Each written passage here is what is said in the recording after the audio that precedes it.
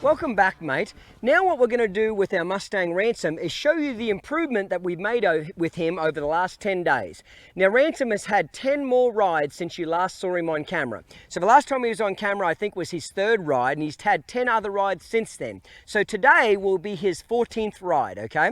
So when you really look at it, he's almost been in training now basically about 3 weeks, okay? We saddled him on the 4th training session that he ever had. The 4th day we saddled him, and I think we rode him on the 7th day. Okay, so today is going to be his 14th ride. So he's basically been in training every day for the last 3 weeks. So what we wanted to do was kind of show you a bit of an update on what we've been doing with him. Basically under saddle and on the ground, we've really been following the fundamental series, okay? From the 3rd ride on, it's pretty much textbook, follow the fundamental series. Get your gas pedal, get your brake, do the cruise control exercise, follow the fence, one rein stops, yield and bend. All of the exercises are in detail in the fundamental series. So I'm going to show you them today, what we've been practicing, but we're not going to go into detail on each exercise because that's why the colt starting is a supplement to fundamentals kit.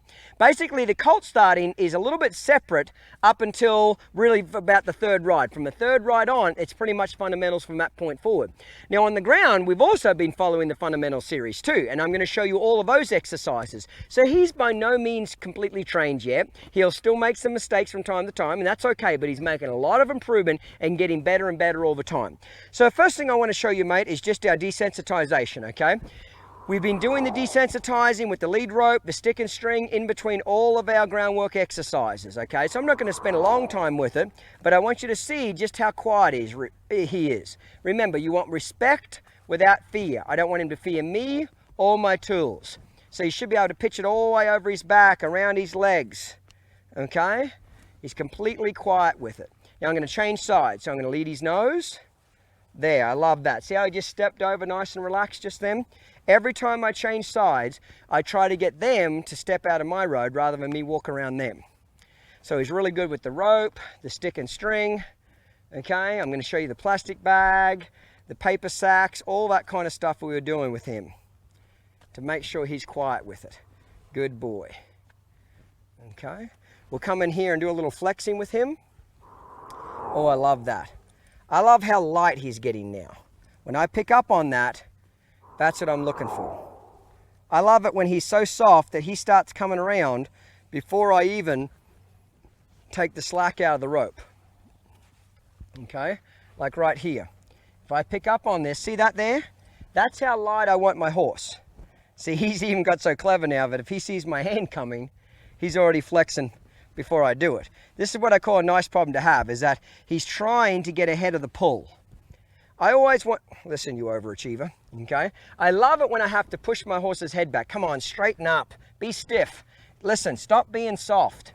I love what he's doing right now. This is what I call a nice mistake, is he's trying to really be soft there. Good boy, he's doing great, okay? We'll get our stick and string out. By now, you should be able to, okay, I'm just going to back him away from me just a little bit here. You should be able to spank the ground with extra high energy. I love that. As soon as I started spanking the ground, he started licking his lips. Good boy. Reach up and rub him.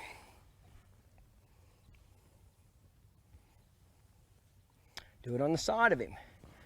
Okay. Spank that ground with extra high energy. Good boy. Try to scare him.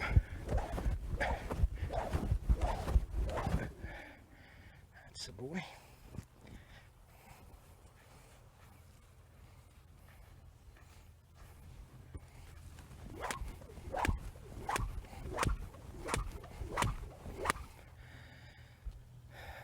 The more you try to scare your horse, the less scared they get. Good boy.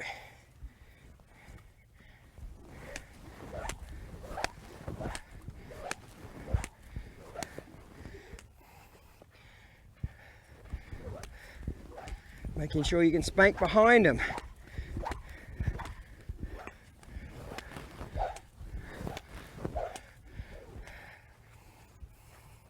Spank directly in front of her nose.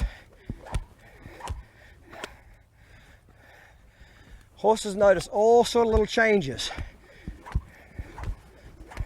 When you can spank directly behind them like that without them overreacting to it, it's a good sign that they're not frightened of you. The human curry comb, remember in the beginning he was a little squirrely with that? Let's see the improvement there. Jump, jump, and jump on him. He likes this because he knows every time we get on him, we're going to rub him, scratch him. They get real smart about this. You want to be able to slide off your back of your horse without him being worried about you. Good boy. Okay. See, that's the kind of lightness I'm looking for. Good boy. That's really light. Okay. Whatever you do on one side, do on the other. That's the boy. Jump, jump.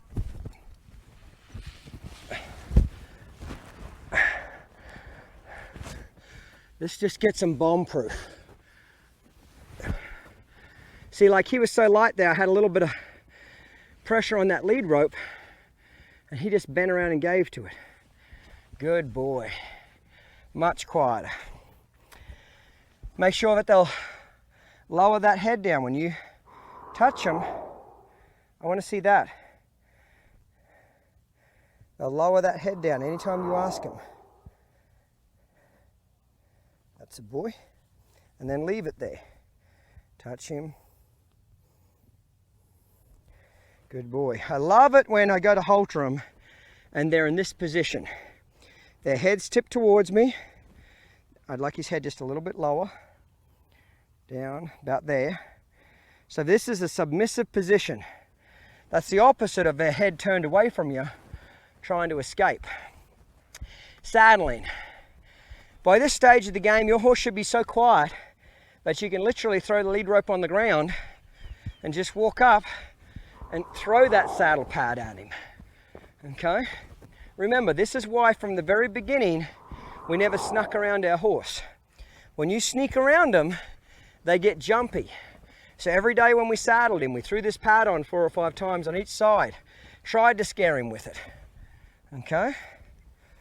I'm fanatical about making sure that they're light, so I'll flex them on every side. Okay? By this stage, you should be able to just grab your saddle, walk straight up to the horse like a predator, and throw the saddle on, like an old broke kid's pony. Okay, shake it around. Now, of course, when you're first doing it, we didn't leave the lead rope on the ground like that, did we? We're just showing you, we're just showing off how broke your horses can get if you just follow the method.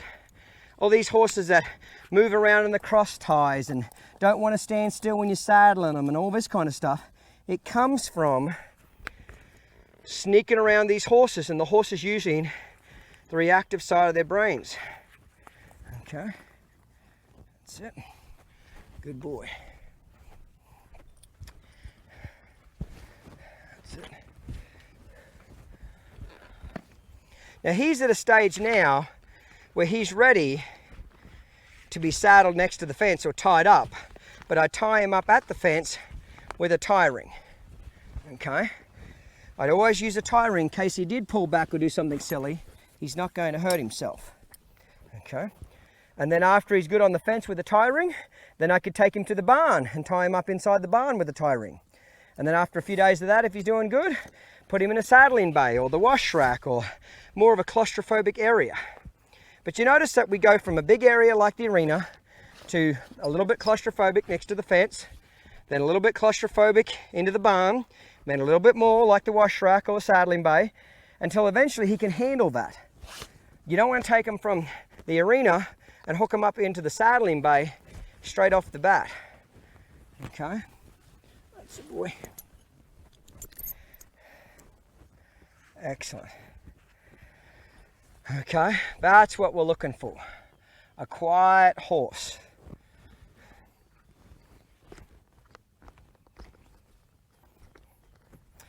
Rightio, now I just want to run through the fundamental series and just show you all the exercises that we've taught him. Good boy. Yield the hindquarters, stage 1.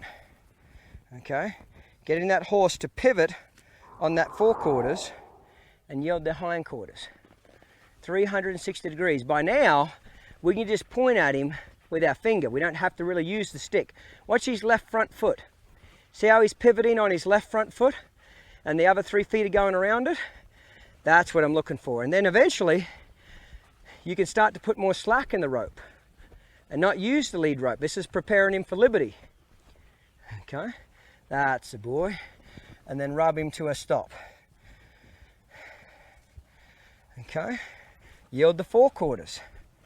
Get that forequarters to step around. 1, 2, 3, 4.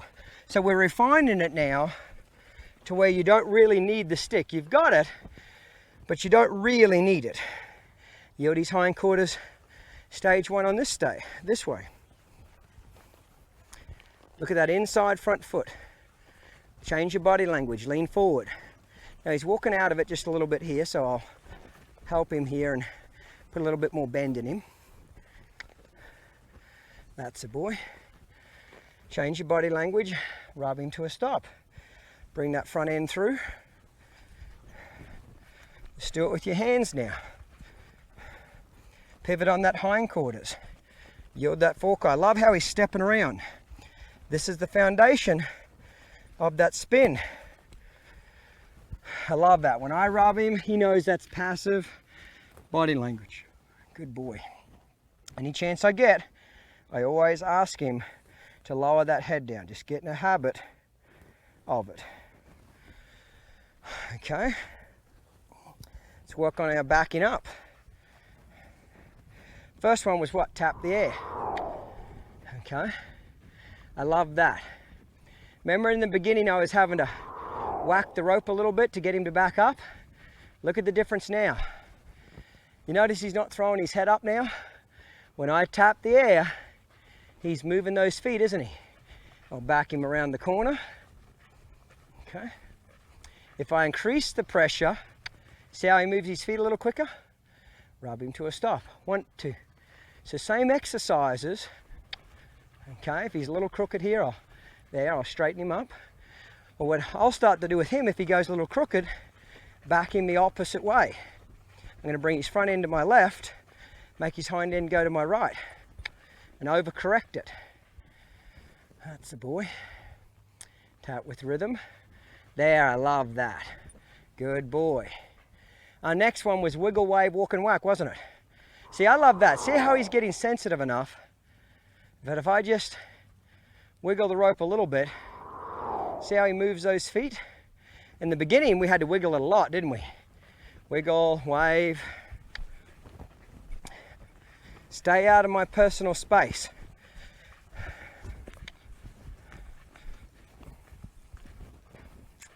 That's the boy. Rub him to a stop. Wiggle, wave. Tap his shoulder if he gets out of line. There, when he's straight, quit and rub him. I love that. When I just start to wiggle a little bit, he's already moving those feet.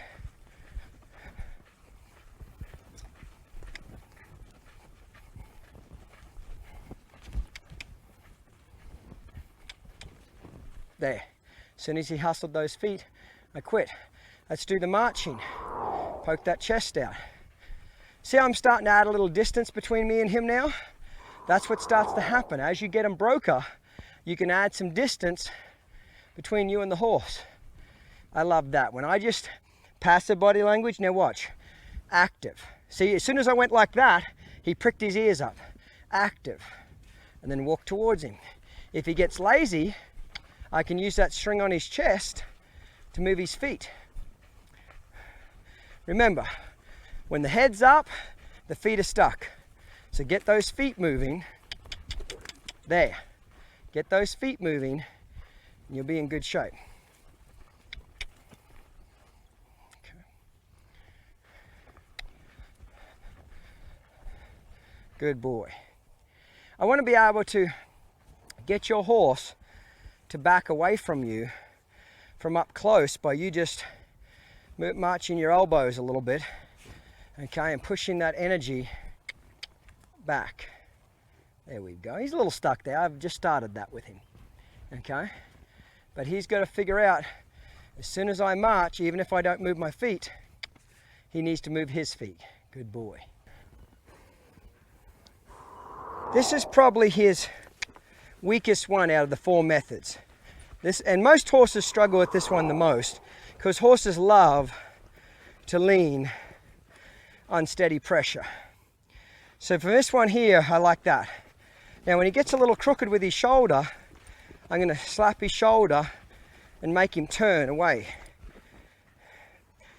because he wants to go a little crooked. His butt wants to go to my left, so I'm going to make him move his front end that way, and then when he straightens up, release.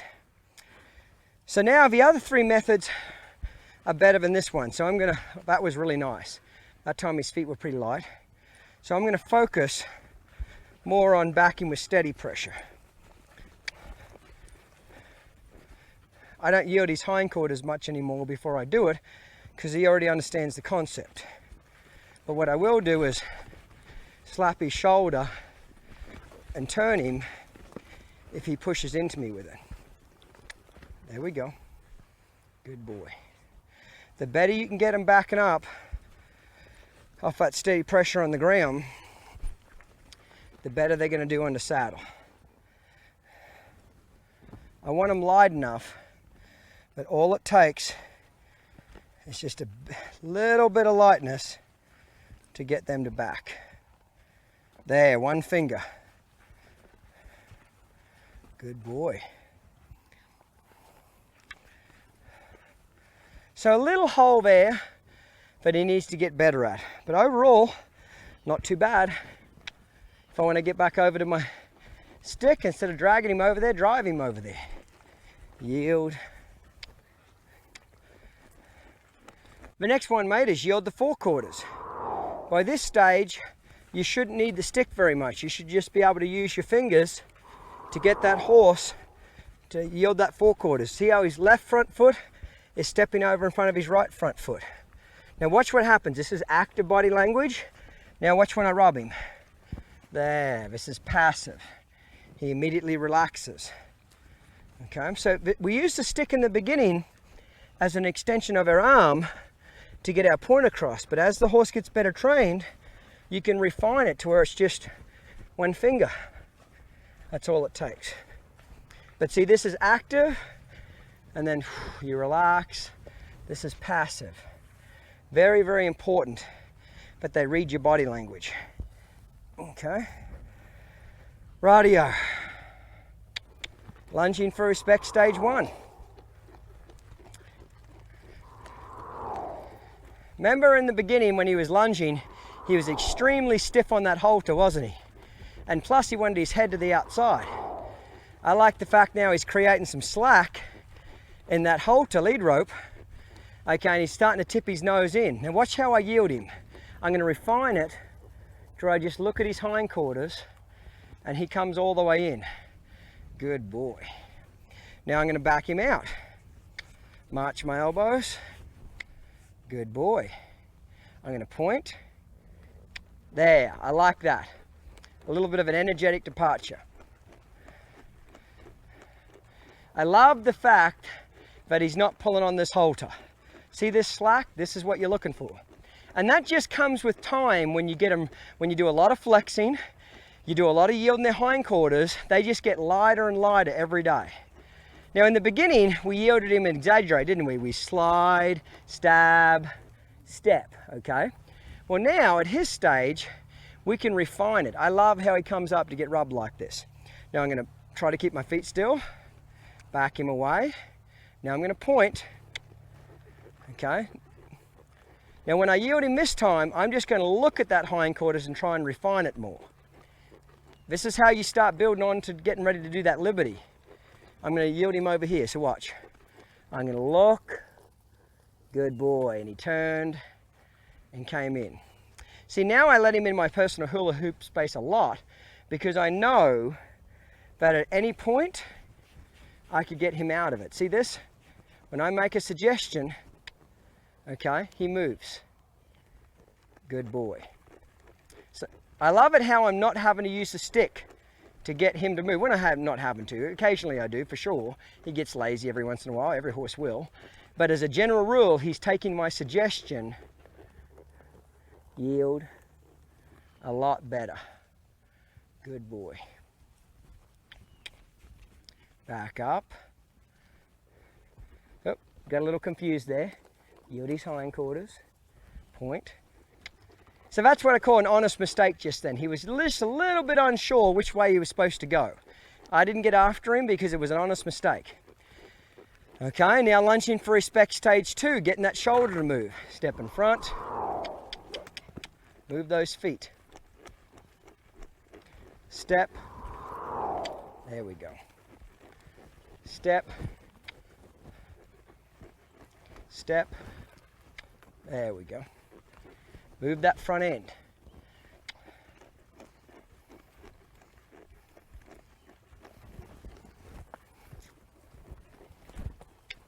I love that turn. Good boy. So he's learned to move that front end a lot better, hasn't he? See, as soon as I step, he's reading that body language. Watch him. As soon as I start the crouch, that turn wasn't great, but he read my body language. He didn't move his front end as good as I wanted, but he's going to get smart about, there, move that front end. Move that front end. Good boy. Yield his hindquarters. I love that. Trotting on up to me. When he'll trot on up to you, it's a sign of respect, and it's a sign that he's not fearful of you. Good boy, he's doing great.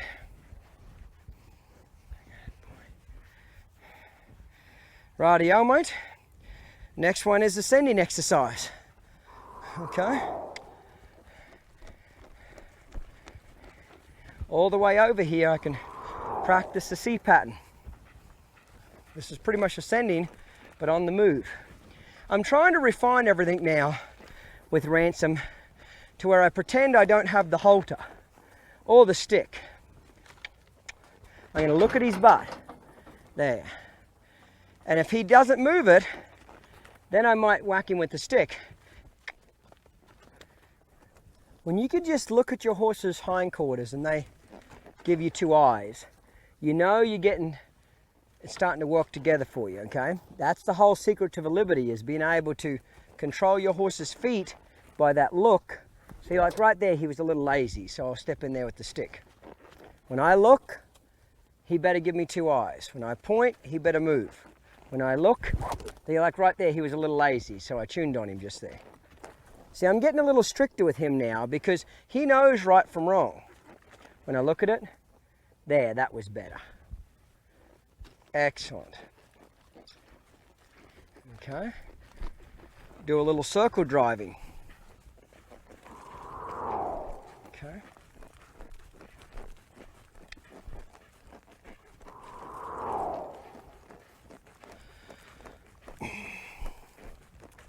I like how he's got his nose tipped in towards me. He's creating slack in that rope.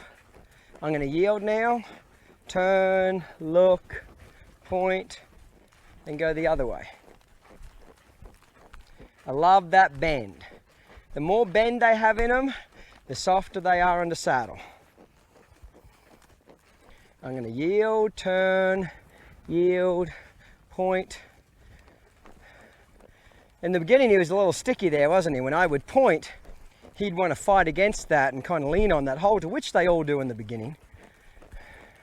Now when I point, watch, look at his hindquarters.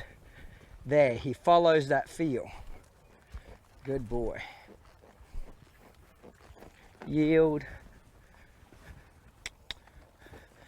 You've seen Diaz and Mendy do this at Liberty, where they just circle around me without a halter and lead rope. This is how you start it.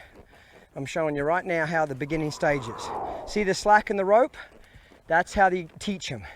You just keep weaning them off that halter until eventually you can just stand still and they circle around you with nothing on. but you got to pretend that you don't have the halter from the beginning. I love that. Good boy. You're doing great, aren't you? This is one of my favorite ones with colts, is the stirrup driving. This exercise is one of the greatest exercises to make sure you don't get bucked off your horse. Flap that thing up and down. Make sure they're not worried about it. Jumping away from you. Slapping that saddle. Okay. Yield his hindquarters from that stirrup. There. Bring that front end through.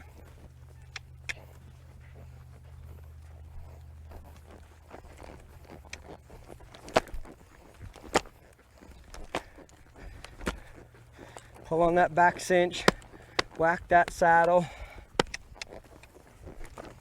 Press him with that stirrup like it's your leg. Yield the hindquarters 360. Bring the front end through.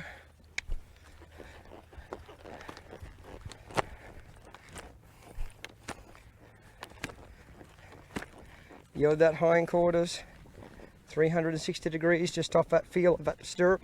This is my leg back here. Bring that front end through. Just a tad bit lazy just there.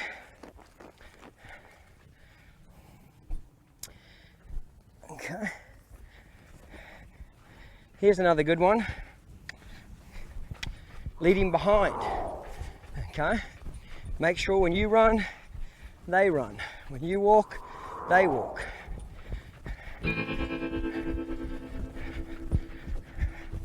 Remember how in the beginning he'd want to drag a lot on that halter, wouldn't want to get off it? Well, this is what the groundwork does. It teaches him not to do that.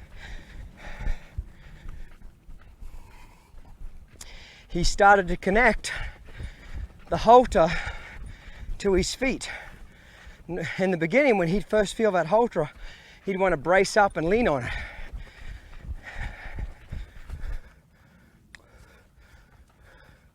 Good boy.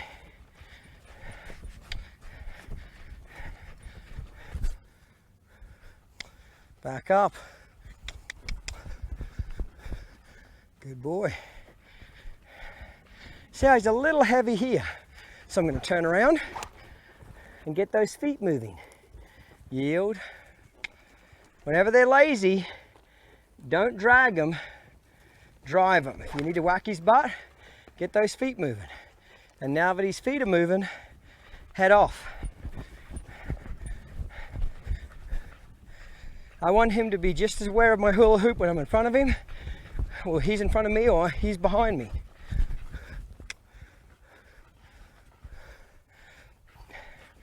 When I run, he runs.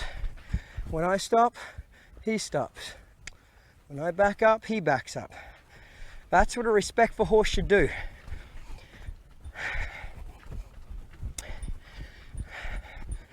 So even though he's a wild Mustang and we're starting him under saddle, good boy. I expect all of this from my older, from any aged horse. Good boy. See just there, he was a little dragging on that halter. Anytime I feel the horse drag, go and drive those feet. There, see the difference? See that lightness in the feet that time? Good boy. Huh? You're getting better, aren't you? Okay, leading beside. You got your inside turns and then your outside turns. Get your hand up there, drive that 4/4 away, 360 degrees. When I run, he runs. When I walk, he should walk. Lean forward, inside turn. He's a little lazy here, isn't he? So I'll tap him. There, he caught up. I'll try that again. There we go. So he needs a little bit more help with these leading exercises. Just here, he's a little bit late on that turn. Now out.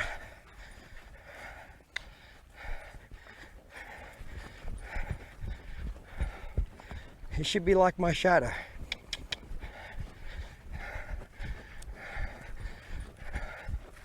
I stop, he stops. Back up. Lean forward. Forwards. Backwards. Forwards. Backwards. A little stuck here. I gotta help him here a little bit.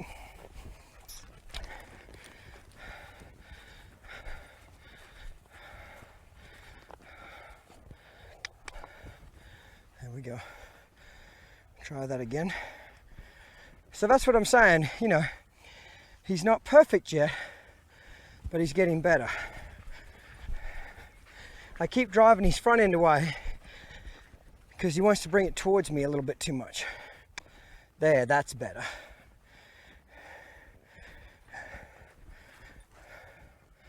There, that's better. When I start marching backwards, he should start. You got a little stuck on that one. His front end's coming towards me too much. I'm going to drive it away.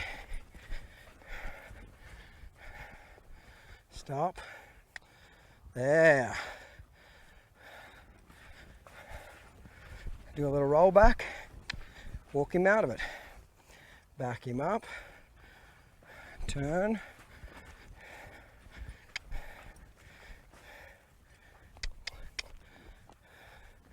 That's a boy.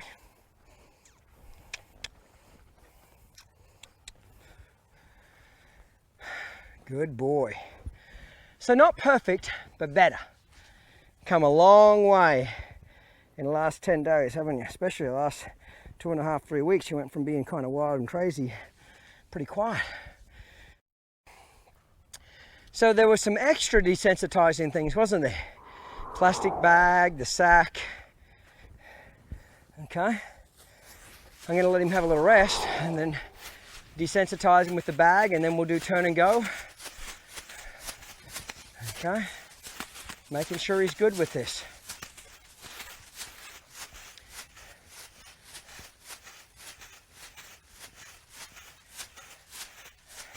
See, just like right initially, he threw his head up at the bag, didn't he? But then he relaxed pretty quickly. Okay, that's what he'll do every once in a while, like right there, he got a little frightened of it, okay? Like today, I put some new bags on the stick. Well, those brand new bags are a little crunchier, a little wider. They make a little bit different noise. So he notices that. Mustangs are extremely aware of any changes, especially in the beginning. He just noticed today I put brand new bags on there, and he's like, hang on, that's a little bit different noise. That's a little bit different feeling. They're a little bit different color white. Okay. Good boy.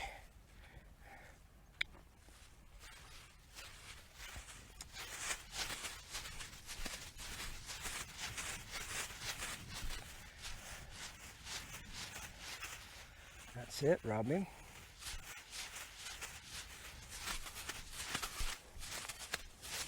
I like this, nice and quiet. I've done a lot of this, whacking that saddle, shaking it above the saddle.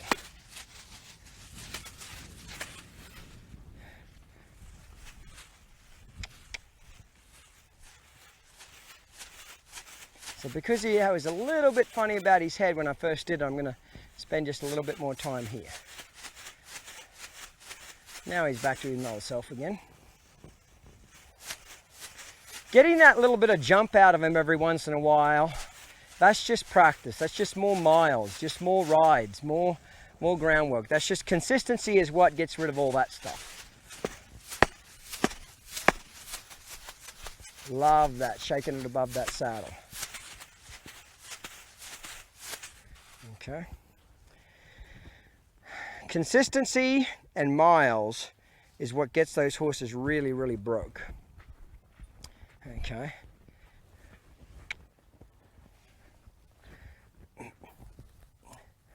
Rightio, here's a little bit of turn and go. I've done a lot of this, flipping this lead rope around his head, making sure he's not worried about this.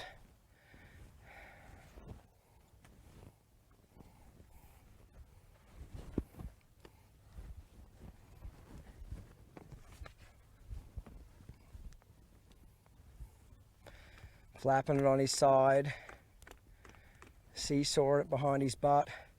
I'm going to turn, I'm going to send him out to my left.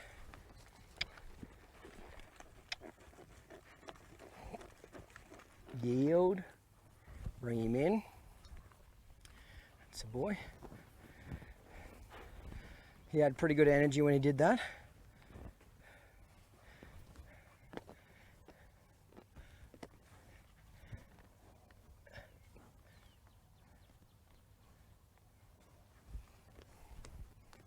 Flap it against his belly. I'm going to turn, send him out to my right. I'm going to do that one again. I wasn't that happy. He kind of pulled on that halter then. He can do better than that.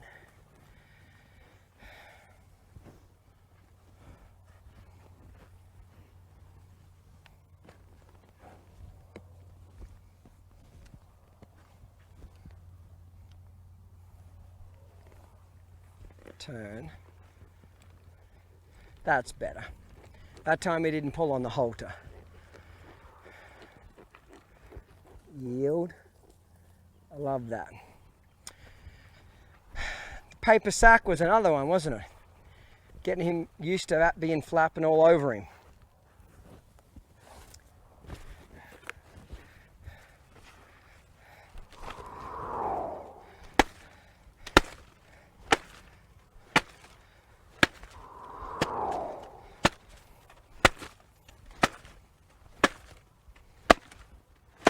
Lots of it under his belly. Now in the beginning I wouldn't have stood so far back and had so much slack in this rope, would I? But he's proved to me he's safe over the last 10 days. That's why I'm doing this, because he's proved to me he's safe. I don't have to be so aware of standing at a 45-degree angle to his shoulder, because every day he's just got quieter.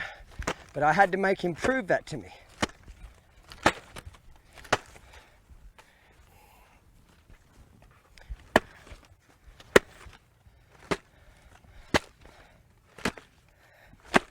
I love that, he's dropping his head down there. Good boy. Remember we did lots of this? Jumping up and down beside the saddle, pulling on it, okay, slapping it, flapping those stirrups with his head bent, slapping under his belly. Now he's really quiet with me, but I'll guarantee that if somebody else gets a hold of him that he's not familiar with, he'll probably be a little jumpy initially. Remember, the problem with Mustangs is they don't know what different people are. So when only the one person works with them, they get very much used to that one person. So when anybody else walks up to him, they can get a little snorty and a little reactive about it. So he's at this stage now, what I need to do with him, he's real good with me. But what I need to do is start having somebody else catch him every day and brush him down for me. Somebody else saddle him every day. Have a different person catch and brush and saddle him every day. One day I'll have one of my apprentices do a little groundwork with him and I'll ride him. He's just got to get used to seeing human beings come in different shapes and sizes and make different noises, have different mannerisms. And so that's how he'll get to be as quiet with me as what he is, quiet with everybody else as what he is with me. And that's one of the problems I faced in Australia when I started a lot of colts. After I did my apprenticeship and I went out my own, I started lots of wild horses, and I would live on a property by myself, and I'd get the horses bomb-proof, quiet as a mouse. And then they wouldn't have seen any other humans in 6 weeks, and then the owners come to look at the horse, and the horse snorts at them and acts like they're a complete alien. And it was embarrassing sometimes, because I'm supposed to have this horse broke to death, and with me, he was broke to death. Well, I started fixing that, because the last week, what I would do is I'd have some, kids in the neighborhood come over. I hired some kids down the road to come over and paid them $5 to brush my horses, okay, and catch them and just hang out with them. And that fixed all that. So that way, when the owners came, those horses were like, you're just like the other ones. You're not going to hurt me. And that fixed that. But I had to expose them to other people. No different to when you take a young horse away from home. They all act like an idiot when you first take them off your property, take them to a local horse show, and they try to embarrass you and act like they've never been ridden, okay? But the more you keep taking them away, the quieter they get. See how much better he is with his ears? He was a little defensive, wasn't he, around his ears? His eye's a lot better. See this here? Remember the big cut he had on his eye? We put Vetricin on that 2 or 3 times a day, and he's still got a bit of a bump there, and that's never going to go away, but all the flesh is healed up on his face. Good boy. Okay. Rightio, one more thing I want to show you is his feet. Okay. We're going to go ahead and trim his feet today for the first time, but as far as picking them up, okay, we've been practicing that. There we go. Rubbing them here, putting them between your legs, okay, moving it around. He's good with all that. We're going to go and trim him today after we ride him. Okay. Squeeze that back hock. See here? Squeeze it. Squeeze it a little bit more. There we go. And then pick that up. Rub, rub, rub.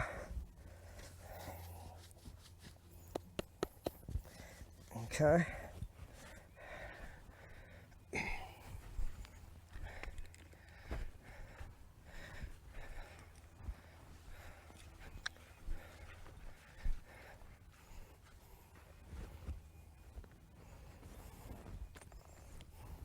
Squeeze that chestnut.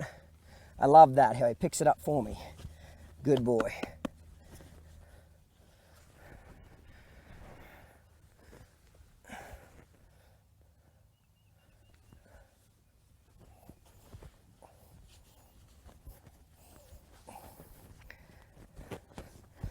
That's a boy. Far Cry, remember him running around kicking at that rope? Remember how him doing that stuff in the round pen? You wouldn't guess now, would you?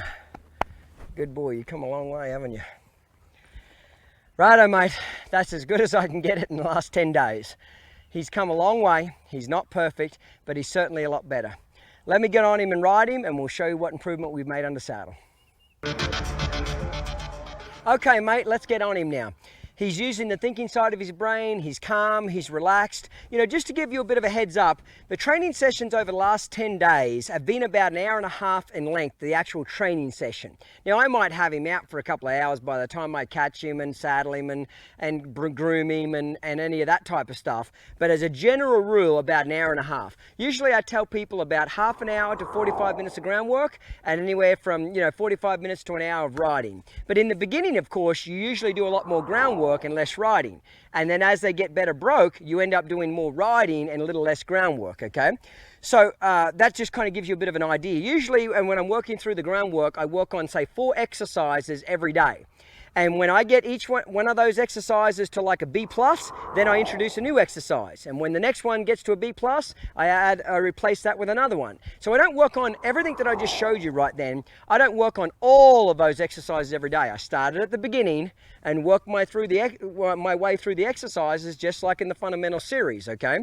So as a general rule, I find that it takes horses roughly about 4 days to get good, a B+ at any one exercise. First day you do it, they're not very good. Second day you do it, they're a lot better. Third day you do it, they're pretty darn good. And fourth day you do it, they're really good. Now, if they're not real bright and dumb as a bag of rocks, it might take 5 or 6 days, okay? Or if you're inconsistent and you miss a few days in between, that'll certainly lengthen the days that it takes for them to get good. But as a general rule, I find 4 days is roughly good enough to get it to a B+. All I've got to do is get an exercise to a B+, and I introduce the next one. I don't wait till I've got it absolutely perfected before I move on, because usually you find each exercise that you do builds on the previous one and adds to it. Okay, so by the time you get through, the whole fundamentals, intermediate, and advanced, the 3 levels of my program, okay, well, really there's 4 levels. The last level is professional, but the main 3 levels is fundamentals, intermediate, advanced. By the time you get through all of intermediate, you'll be an A+ at all the fundamentals. By the time you get through all of advanced, you'll be an A+ at intermediate. Okay, so that's how it goes. You always, as you go up, the previous lessons get better. Okay, they get finely tuned. So when we first started getting on him, we really had his head bent around a lot when we went to get on these young colts. That way, if they went to buck or bolt or take off, we had that head around. Every day that I got on him, from the last ride to now, I've put less bend in him each time I've got on. So a little bit less, and now today, by the 10th ride, you should be able to get on your colt. Okay, well actually this is his 14th ride today, with his head straight without worrying about him taking off a bucking. But don't go from completely bent around all the way to keeping their head straight.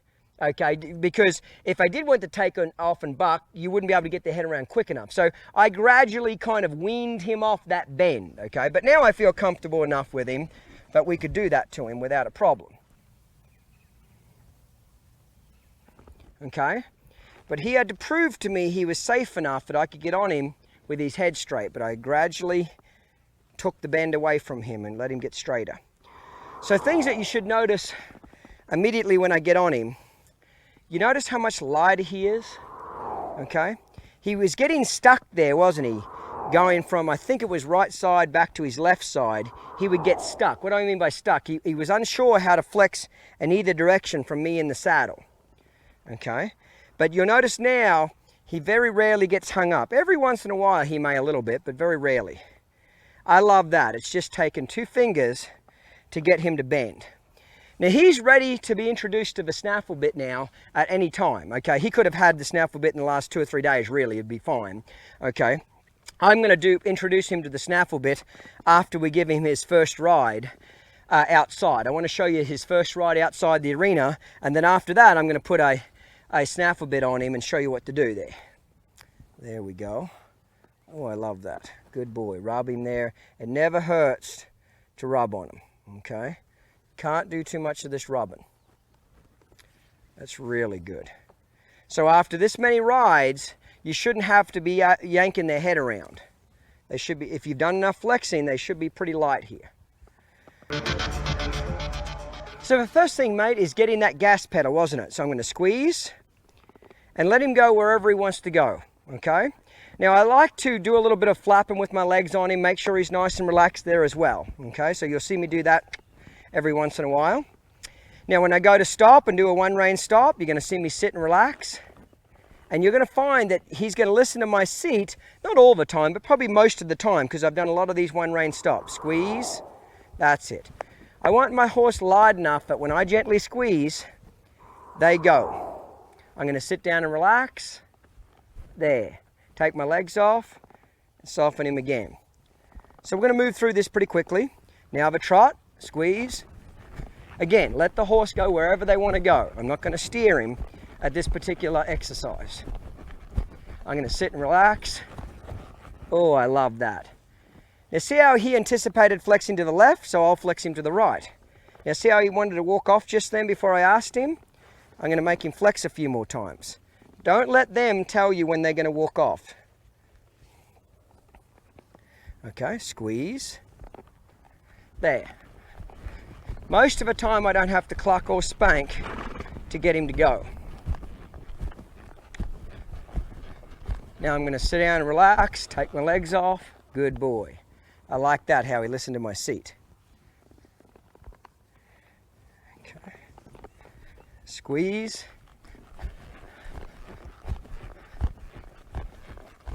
Sit down and relax. Good boy.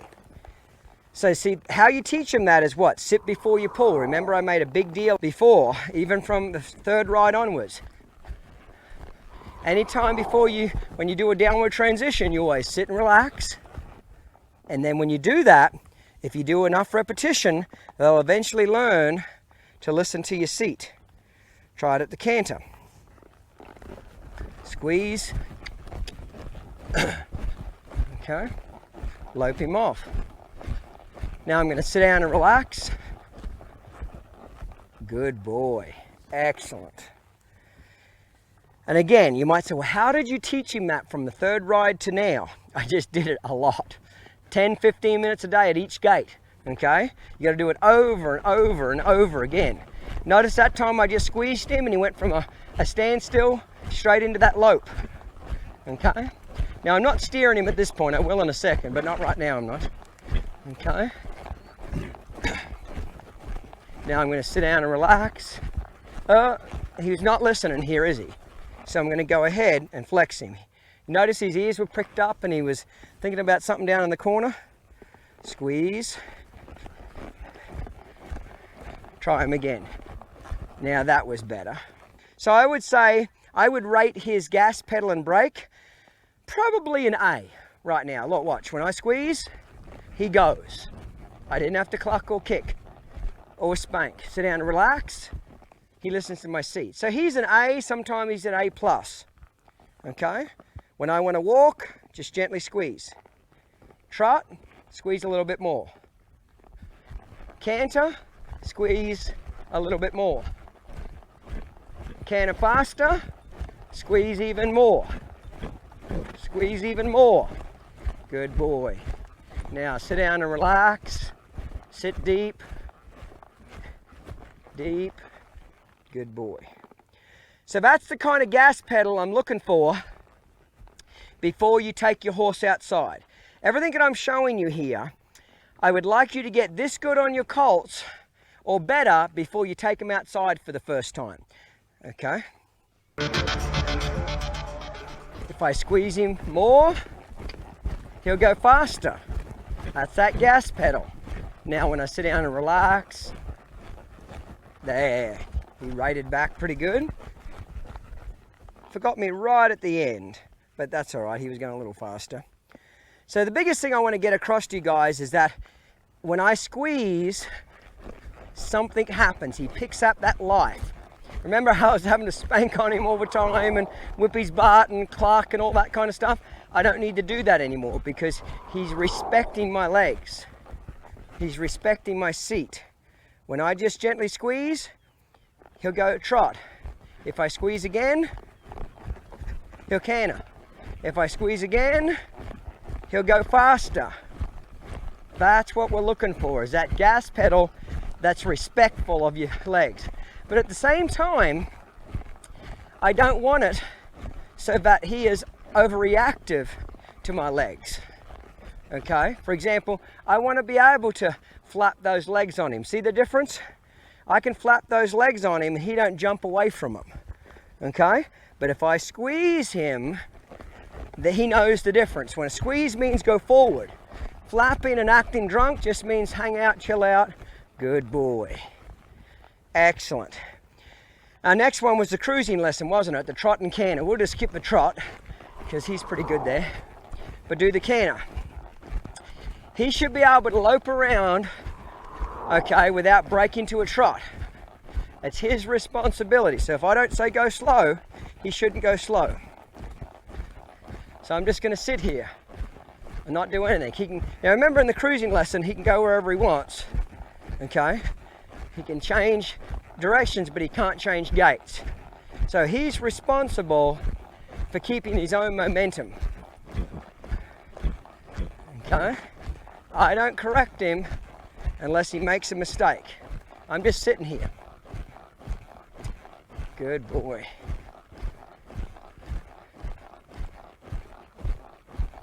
You want to be able to move all over these colts, slap on them, pull on this back cinch. He got a little jumpy there. Let's go do that again. Okay. That's it, boy. That's better.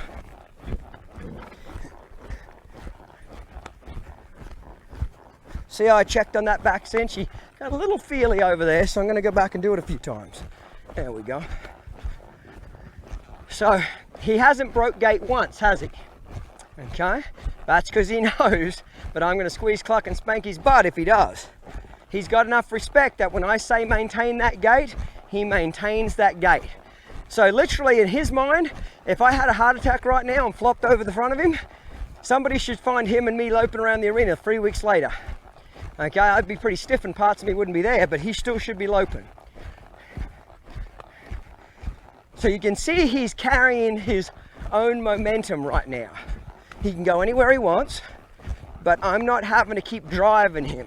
He's certainly not running off by any means, but he's nice and relaxed, but he's not being lazy and sticky. He was very sticky footed in the beginning, and most colts are. That's why I make such a big deal about making him go. Okay, I still have not corrected him for trotting. Rightio. let's just go straight in to follow the fence. You notice he's naturally doing this anyway. Once you teach him how to do follow the fence, when you do the cruising lesson, they just have a tendency to go to the fence anyway. Okay? Now follow the fence was literally that, getting him to follow this fence. Come up here into the corners. Okay? He's a little spooky right here of the camera.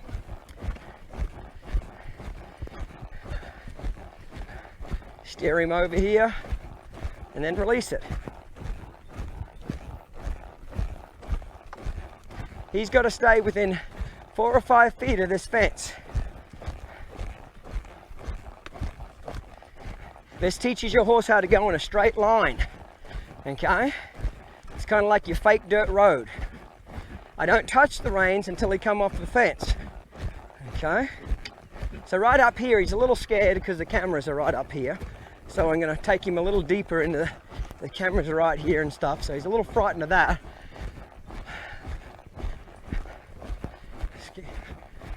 Bring him back to the fence and release it. So other than him spooking just down there where the camera equipment is, I'd say he's probably close to an A. He comes off the fence every once in a while, but not much. Okay. Next exercise, and of course we would do this on both sides. Next one is our diagonal exercise. I'm going to bring him down here. Now see, I don't like this, how he's wanting to dive in there. I'm going to bring this back a little bit here. Even though he's spooking at the cameras a little bit, I think he's chumping me just a fraction. So I'm going to bring him down here and just turn him a few times. I don't like when I pull his nose, he doesn't go that way.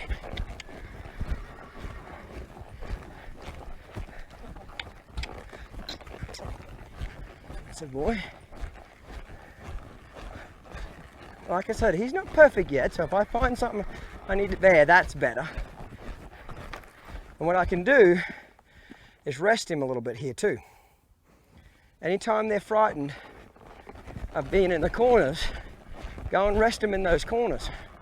Pretty soon they think those corners are pretty good.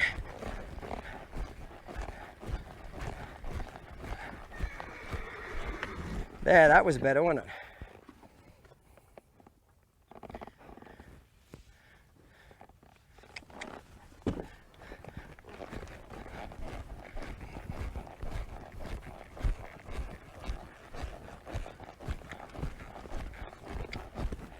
Now that was pretty straight there. Good boy.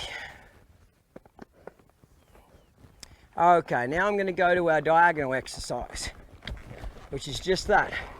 I'm doing a diagonal straight across the arena. This is getting your horse to go in a straight line off the fence and come down to the corner, turn, come up to this corner, turn.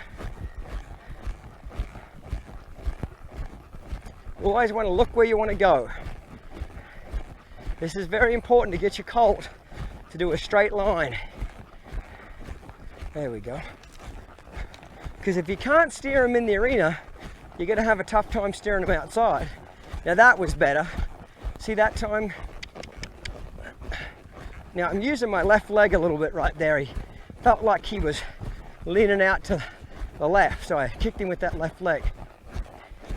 There we go. Deep into that corner. Again, I don't worry about what lead they're on, where they're going with their feet. We'll worry about that later.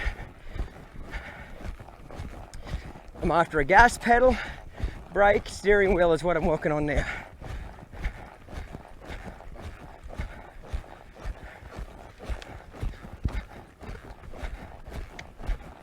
That's it. Right there. He leans on me, so I kick him with that left leg, get his shoulder back underneath me. Now, if he anticipates going left, I'll go right. Do the opposite.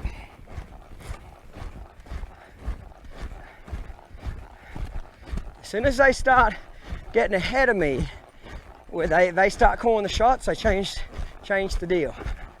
Like if he's fading off to the right again, so I'm going to bring him up here, do a circle and head back to the pattern again.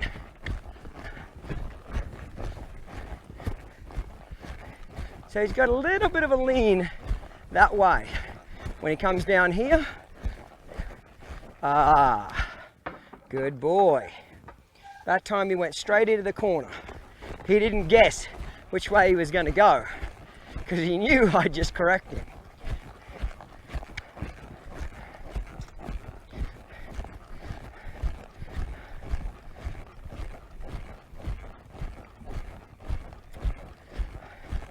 That's it.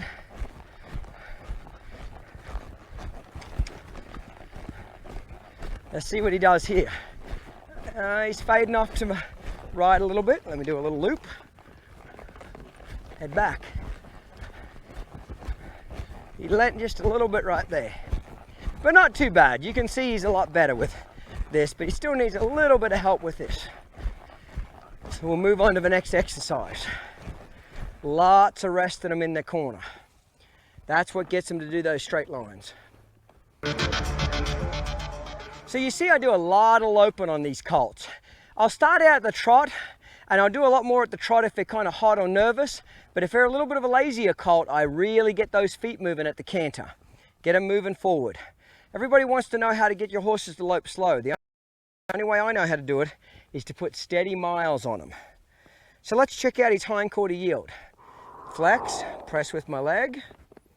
I'm just gently pressing. Got a little stuck right there. Now watch, I'm going to take my leg off here. There, and he should stop. Good boy. Flex him to the right. Press. I don't have spurs on. Everything at this point is done without a spur. Take my leg off. Good. So try it again. Now if he does get a little lazy, what did I do? Remember that? I just reach back there and spank him behind my leg. Okay, that's if they're being lazy. That's how you get them to wake up. Or use the dressage whip. Take your leg off. So I like now that I can barely touch him with my heel and he disengages that hindquarters 360 degrees. I love that. When I take my leg off, he immediately stops. Press. Little sticky there with his head, wasn't he? See how he threw his head up just then? So keep flexing him until he bends. There, take your leg off. Good boy. Next one is yield to a stop, which is very similar to the one rein stop, except now we're yielding his hindquarters first. That's why it's called yield to a stop. I pick up, I put my leg back, press, disengage 360 degrees, take my leg off, wait till he stops, softens, touches my leg, release it. Walk him off again, slide my hand down, put my leg back, yield his hindquarters, 360 degrees, take my leg off, wait till he stops and softens. You want to do that at all three gaits. Trot him off, sit and relax, and bend him around. Press, take that leg off. Same at the canter. Squeeze, lope him off, sit down and relax. Oh, I love that. As soon as I sat down, I could feel him wanting to stop. Yield his hindquarters. So he's pretty good at that. We can move on now. Good boy. The next exercise, mate, we've been working on was our bending exercise, okay? Remember being able to slide that hand down and get that horse to follow their nose? Well, in the beginning, he was pretty stiff, wasn't he? He wanted to kind of stick his nose out and be real stiff through his rib cage. You can see the difference 10 rides later, how he's starting to maintain that bend by himself. And he's doing the same thing with lunging for respect and circle driving. All of that combined is what gets him to be soft here, okay? But anytime they feel a little stiff, okay, or they don't want to go forward, you can use the end of your McCarty rein to drive them forward, just like that. But how I got him to be soft like this is I picked up, every time he dropped his nose down, I released it to my knee. See, I like that. See how he's starting to leave that head there by himself? When I drop it to my knee, he's leaving that head there. That's what I'm looking for.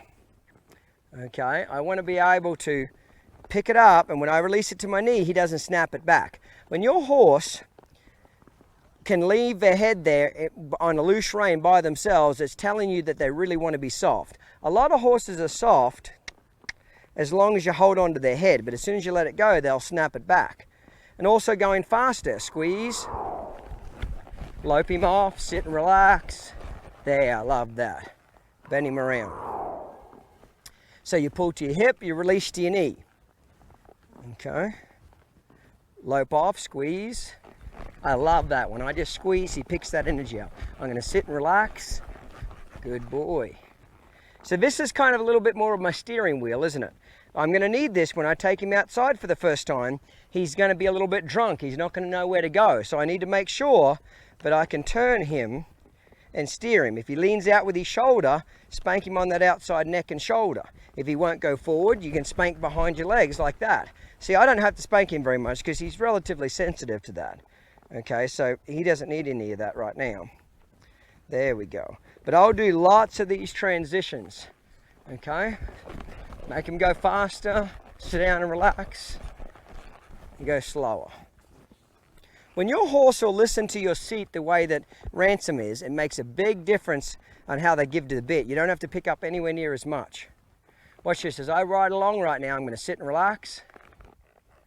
And that's his cue to stop. Good boy. So at this point, everything we've done has been with one rein. We have not pulled on two reins at all. It's either left rein or right rein. And that's for a deliberate reason. I don't start with the two hands until I've got him really soft laterally. Now he's ready now to be ridden two-handed. What I mean ridden by two-handed, but picked up with two hands, okay? But right about now is where I would transfer him over to a snaffle bit. Now you can stay in a hackamore for the rest of this horse's life, you truly can. But I don't prefer to, because I don't ever feel like I can get my horses truly light and collected the way that I want in a hackamore. I like it in the beginning to teach all the basic steps. But after they get to where he is, if you want to get them to that next level of softness and collection, I truly believe you're only going to get it when you go to a snaffle bit, okay? Now, a lot of people are against bits and they want to use the hackamore for the rest of his life. You can do that, okay? I'm not saying you can't.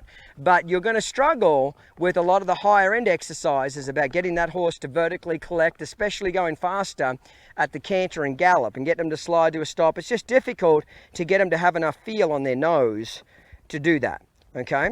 So what we're going to do with him is I'm going to give him his first ride out tomorrow in the hackamore, okay? And then after he's had his first ride outside, then we're going to bring him back to the arena and I'm going to show you how to transfer him over to the snaffle bit under saddle, okay? It's not very difficult, but I'll show you that next step. When I get off him right now, I'm going to show you how to introduce the snaffle bit, but I'm going to show you after we ride him outside how to get him to actually bend and soften under saddle. Pretty much I follow the same steps and I'll kind of show that to you. So right now, he's telling me, Clinton, you've got a pretty good gas pedal, you've got a great brake, you can steer me left and right, I can follow my nose and bend, you can yield my hindquarters, you can do the one rein stop, so if I go to take off or buck or bolt, you can get my head around. He's given me the go-ahead to ride him outside. Now, I've taken lots of colts outside before that were greener than this one, okay, hundreds of times. You can do it, but you have to be a better rider, okay, because if they jump or spook or bolt or do something, you've got to be just a better rider. As a general rule, I would recommend you don't take your young horses outside the arena or a controlled environment. This is what I call the arena, controlled environment, until you've got at least this much control. When you've got this much control, riding them outside is usually not that big of a deal. Now, sure, they're going to spook and shy at a few things and they're going to be drunk and not want to go forward, okay? That's all part of a young colt.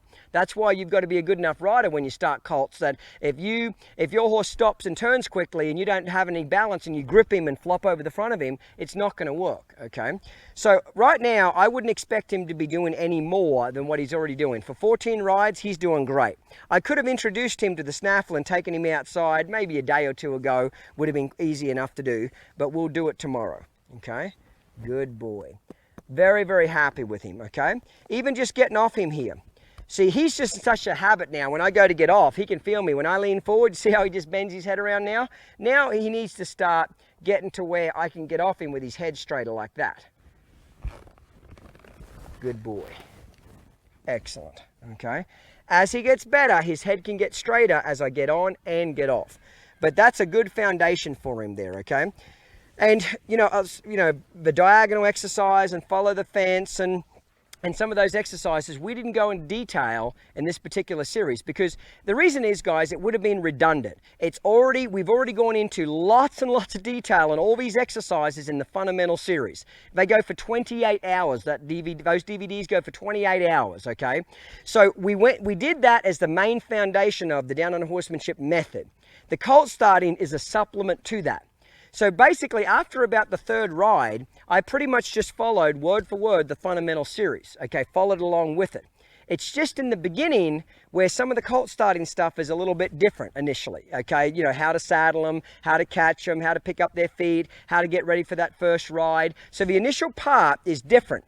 But after about the third ride onwards, it's pretty much just the fundamental series. So that's why we didn't, you know, film it every single day and do it all, because it would have been redundant. It's already been done once, okay? And it's done in a lot of detail as well. So this would be a good place to quit him. He's calm, he's using the thinking side of his brain. He's really getting kind of friendly here, aren't you? Okay, he likes to be rubbed on. You know, in another few more weeks of riding and steady miles, he'll be a great horse for somebody. But he's only got better because we put the time into him, we've been consistent, and we've had a lot of repetition. If you'll give your horse consistency and repetition, and you follow the Down Under Horsemanship methods, you too will get great results with your horse. We'll see you in the next session, mate. Now, mate, it's time for us to take our Mustang out on his first ride outside of the arena. Now, in the previous ride, we showed you all the exercises your horse should know before I recommend that you take him outside for the first time.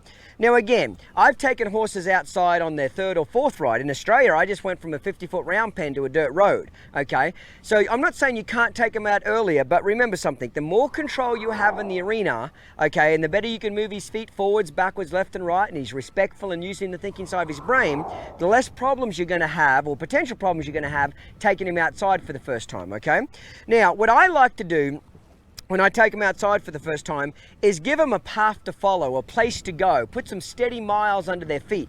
So ideally, it's great to take your horse out in a dirt road, somewhere where he can start moving out, walk, trot and canter, and really move those feet out, but he doesn't feel so trapped and claustrophobic. Because on a real narrow trail, it doesn't give you any room to move his feet. If he'd start using the reactive side of his brain and get scared, and you want to start moving his feet forwards, backwards, left and right, you wouldn't have any place to do that because he's restricted by how much room you have, okay? So I realize that not everybody lives near a dirt road or, you know, somewhere where you can get your horse moving out. So you've got to do the best you can, okay?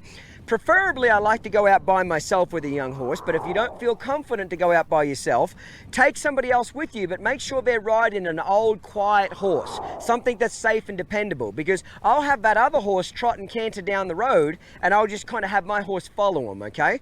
The reason why I want to go out there by myself is that I don't want to go out there with lots of different horses, because the more horses you take on a trail, the more reactive and more your horses usually want to race each other in the beginning, okay? So in the beginning, I'd rather just get him out there by himself, okay? I think some of the worst things you can do when you take him outside for the first few times is just walk, because it's almost like the slower you let their feet go, the more they start looking for things to spook at. What can I spook at? What can I spook at? I want to give him a job. His job is to move forward, walk, trot and canter, okay? Move his feet forwards, backwards, left and right, and get going somewhere. Remember, those sticky feet will get you into trouble every single time.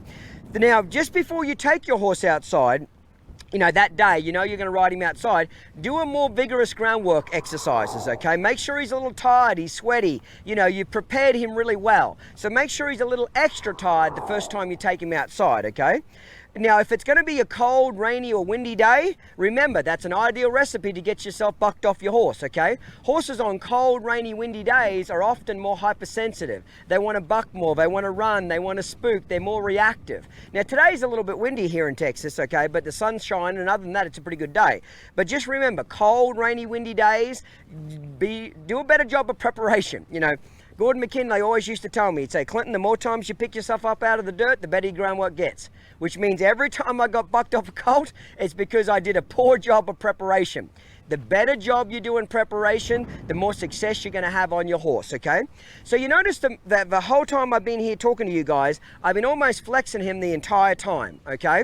I want to make sure when I get on him outside, you just don't want to get on him and do tons of this in the first 15 rides outside, just sitting on him for long extended periods of time, because what'll happen is they'll fall asleep and daydream, and then all of a sudden you'll reach back and touch them on the butt, or you'll touch them on the neck, and they'll wake up and forget you're on them, okay? So I usually like to keep them a little busy, mentally focused back on me. As they get quieter and more confident about being outside, they're not so worried.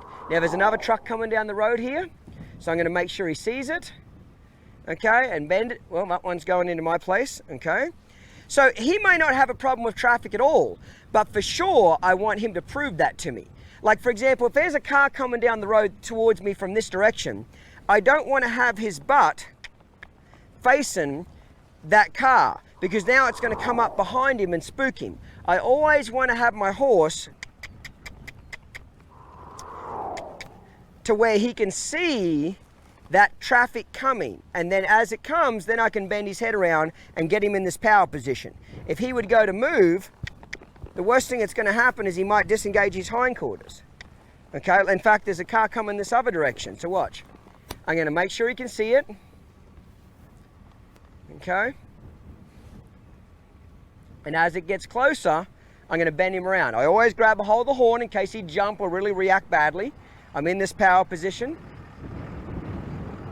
That's it.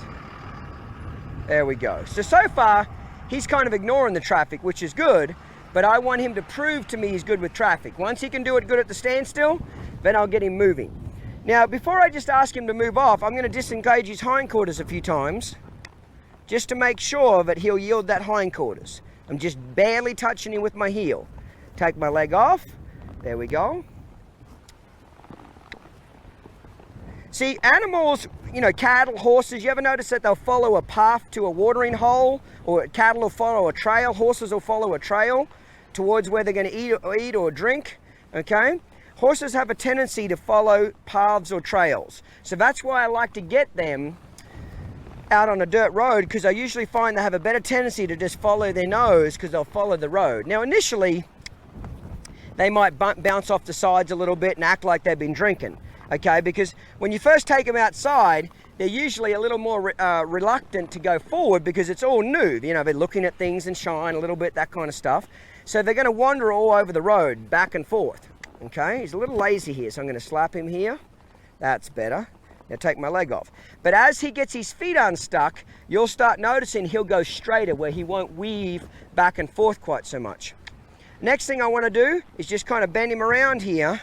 Just loosen up his feet a little bit here. I just don't want him to come outside and think that he's free. Okay, he can just run off anywhere. I want to make sure he knows that when I pull on those reins, left or right, it's just like when we were in the arena. I can control his feet, I can bend his head.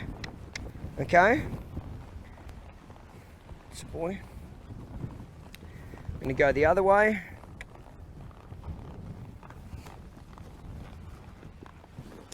Move those feet. The worst thing you can do is get on here, get on them outside and go nowhere, because they just get spookier. So he's given me no sign that he's going to be a problem right now, so let's start to move on. So let's head on down the road, mate. So the first thing I want to do, mate, is make sure that I've got myself a gas pedal and a brake. Okay, so we're going to work on our one rein stops. So I'm going to sit and relax, slide my hand down, and then flex him each way. Okay, I'm going to do this at the walk for a little while, then the trot, then the canter. Okay. Just like we did in the arena. Remember all the exercises we worked on? Okay, there's a car coming, kind of snuck up on me. He handled it well, but I was too busy yakking, wasn't paying attention. And that's one thing you got to keep in mind, is when the wind is blowing the noise of a car away from you, you have to keep checking back to see if there's cars coming behind you. But remember all the exercises that we did in the arena, the one rein stops, okay, the gas pedal, getting the horse to go forward, the cruising lesson, getting them to trot and canter around the arena as we moved all over them. Follow the fence was another one, you know, getting them to follow their nose, the diagonal exercise, getting them to cut across the arena on the diagonals, okay? The bending exercise, getting them to walk in circles and follow their nose. All of that stuff is going to come in handy right now, because they're all our basic tools that we're going to use to control him outside, okay? So he's doing pretty good here. Let's step up to the trot now. So I'm going to squeeze. There we go. I'm going to sit and relax. There, I love that. See how he listened to my seat just then? Now, I wouldn't be surprised, I'm going to trot off again, is if he ignores me a little bit initially when I go to sit because he's a little bit distracted about being outside. So far he's doing great, but I'm not going to be terribly surprised if he does ignore me some. So I'm going to sit and relax now. Ah, I love that. When your horse will listen to that seat before you pick up on the reins, it's a great thing. I'm going to trot him off now. I'm going to go a little faster. Well, if he wants to lope just there, I'll go with that if he wants to lope a little bit.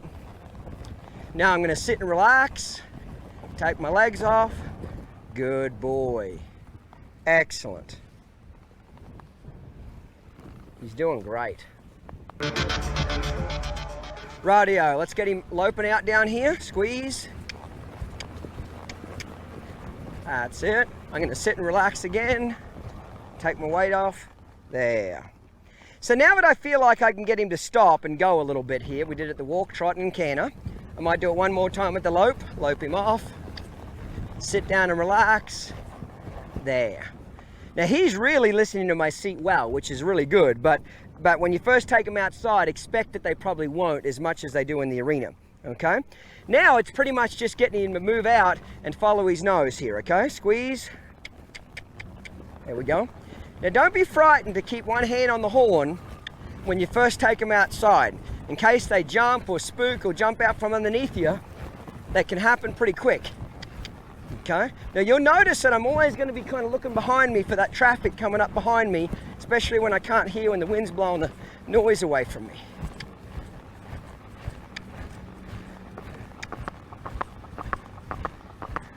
As quick as I can, I like to get back to the grass again. So I always try to keep one hand on the horn when I initially get going here. Now there's some tire tracks here, so he might spook at this, so I need to be ready, okay, in case he stops and sucks back. Okay, change hands. Now always be looking out for things that he's going to be worried about, like there's a donkey here, he's probably never seen one before. Okay,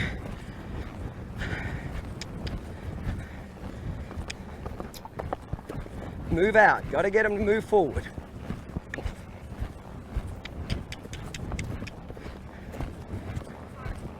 So there's a car coming down the road here, okay? So I'm going to make sure that I stop, bend him around. I want him to see this car coming here. Now I'm going to bend him around, just like that. That's the boy. So he did good, but I want to, again, make sure he proves it to me. So now I'm going to get going now. Squeeze. My gas pedal's a little sticky, which is common when you first take them out, that they don't want to move forward. That's why I like to get them going somewhere. Move.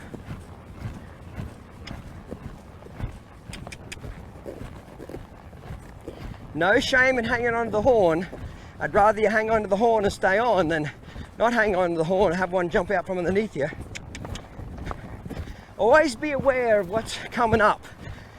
Things that you think they might react to. There's an old cow behind a bush that they haven't seen, or a horse up here, or a mailbox, you know. Take nothing for granted. Assume nothing. Make them prove to you that they're going to be quiet. So let's just say he went to take off right now. I'm going to stop him up here. Okay, but let's just say he went to just take off right now. I'd sit down and quickly bend his head around. So at any time he would go to take off or do something silly, okay, I'm going to go ahead and shut him down. This boy. Okay, we're coming up here to the dirt road. He's a little spooky here.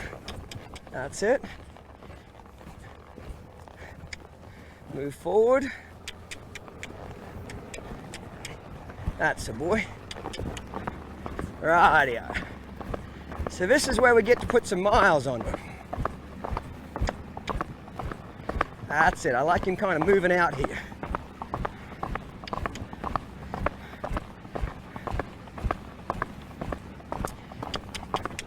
Don't be surprised.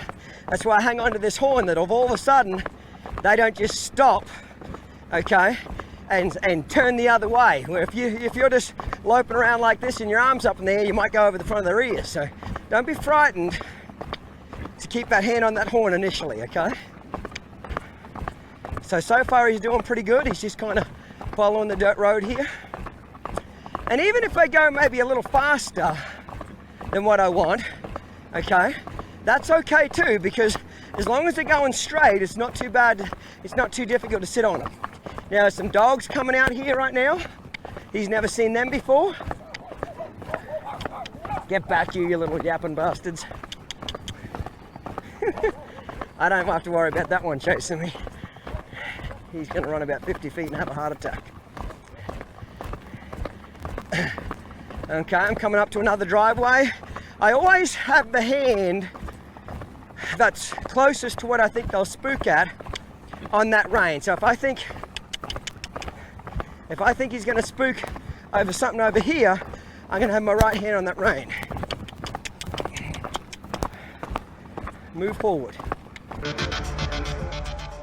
You know, sometimes when I'm on a road, I might have to, if I see a car coming down the road, I might have to actually go ahead and trot further forward or lope up 50 to 100 feet to get to a driveway to get in off the road. Or I might actually have to turn around and go back 50 or 100 feet to get off the road. But I try to get off the road as much as I can when they're first being introduced to being ridden outside, because I don't exactly know how they're going to act. So I don't want to be caught where I don't have room to move his feet, okay? Like, I wouldn't want to be up against a fence, so to speak, okay? I want to feel like if he started to spin around in a circle and I had his head bent around, I'm not going to run into anything, okay? Righto, mate, let's get going again. We're going to put some miles under his feet, squeeze, cluck, there we go. Moving forward. I couldn't be happier with the way he's riding outside today. He's moving out. He's shying a little bit and looking around. Like, here's a new shed over here he's looking at. But overall, he's doing really good. But, you know, really, it's no real surprise. We've done our homework. We've followed the method. We've followed the exercises in order. So he should be doing pretty good too.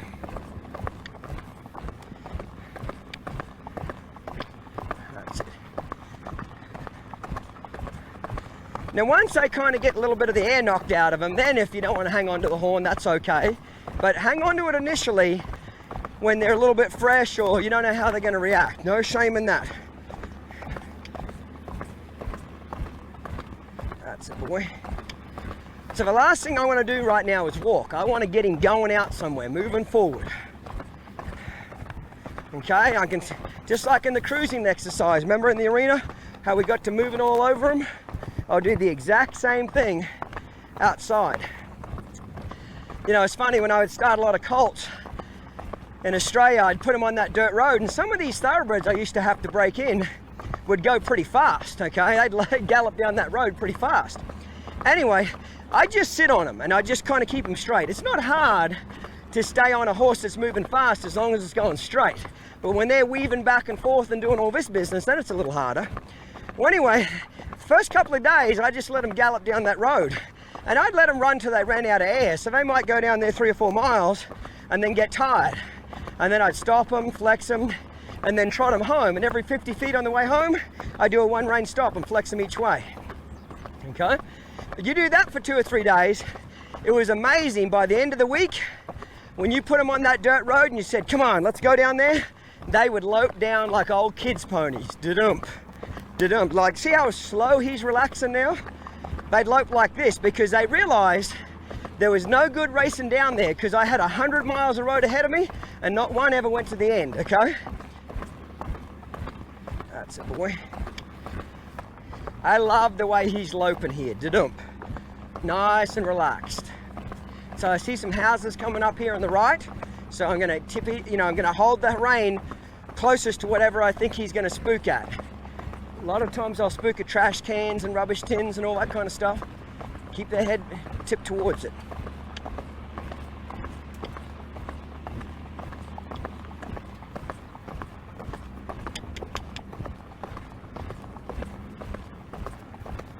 He's doing great.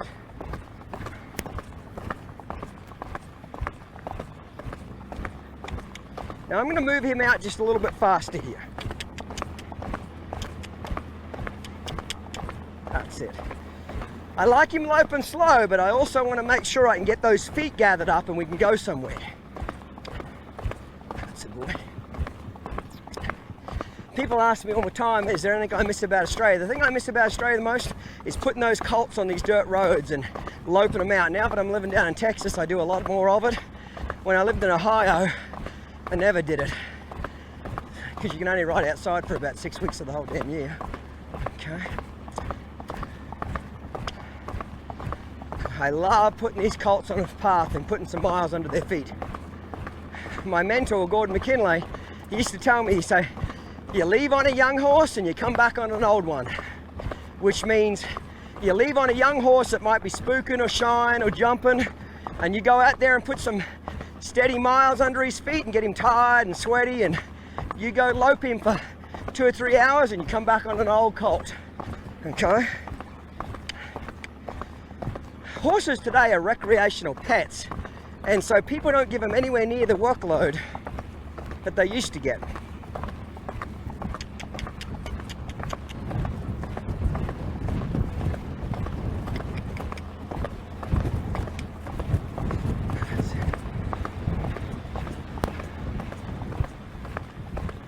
Now he's seeing some cows up here. Let's see how he reacts. So far so good. A little bit of spooky there. Okay, so I see a truck coming up here. So I'm going to start slowing down. Okay? Slowing down. And I'm going to pull off to the side of the road here a little bit. Get off the road. I don't want to get too close to this wire here. Make sure he sees this truck coming. If I'd get over right beside that fence and he spun around and got spooked, he might get tangled up. Now I'm going to bend his head. He's seen it. Hey, mate. So far, doing real good with traffic. Okay. So I'm going to trot him forward here, squeeze.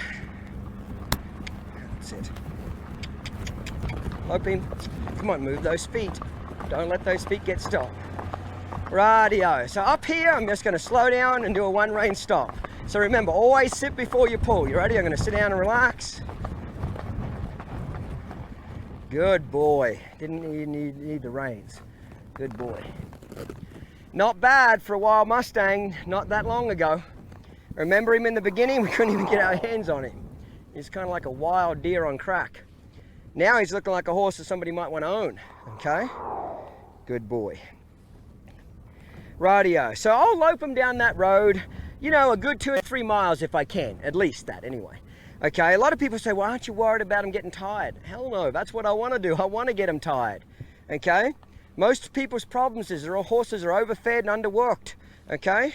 Put miles under their feet. Now, if he feels a little sticky there, I'm going to jerk that rein, like right here. Every once in a while, he gets a little sticky on this left rein. That's better. Okay, so now what I'm going to do is turn around, okay, and go home. But before I do that, I'm just going to bend him around just a little bit here. Work on softening him up. And all the way home, I'm going to start working on these transitions, going faster and slower. Start working on more of a steering wheel. Okay. That's it. That's the boy. Now we're going to go home. Okay, now what we're going to do, mate, is we're going to go home, but the whole way home we're going to be working on our transitions. We're going to be doing one rein stops, we're going to be doing yield to a stop, we're going to do bending transitions. Everything we're working on is still lateral at this particular point, okay? But I want to do lots of transitions. Transitions is what gets your horse listening. Transition is what gets your horse to pay attention to your seat. When you sit down and relax, they'll read your seat. But you've got to do enough of these transitions that they tune back into you. Like I like it, see how his ears are kind of focused back on me? Well, they were anyway, but they were kind of tipped back towards me. When your horse's ears are tipped back towards you, it means he's listening, he's waiting for you to give him a cue. When your horse's ears are doing this, what can I spook at, what can I spook at? That's a bad sign, okay? So if you want your horse to listen to you more and not spook at his surroundings, you know what you better do? Give him a job. Get him to use the thinking side of his brain by moving his feet forwards, backwards, left and right. So usually what I'll do is once I lope down the road 3 or 4 miles, I'll stop, flex him, bend him around a little bit. Then I'll let him walk maybe 200-300 feet and just kind of let him relax at the walk. And then that's about it. Then I start going again. I want the walk to be like, whew, man, I hope we just get to walk and relax. But to get him to really appreciate the walk, you don't want to do too much of it. You want to do a lot of trotting and cantering. So when you do walk them, they're hoping that, you know, they think that's a reward. So I'm going to trot him off right now. Okay, I'm going to squeeze. That's it. Okay. That's a boy. Now I'm going to sit and relax and ask him to stop. Now he didn't listen to my seat quite as good as he can, and that's pretty common when you first start getting them to listen to your seat going back towards home. Okay, when you're going back towards home, they're probably going to want to speed up a little bit more and not listen to you quite as much. So let's get going. Squeeze. I'm going to trot. Whatever way they're stiffer on, stop them on that rein. Okay, I'm going to sit and relax again.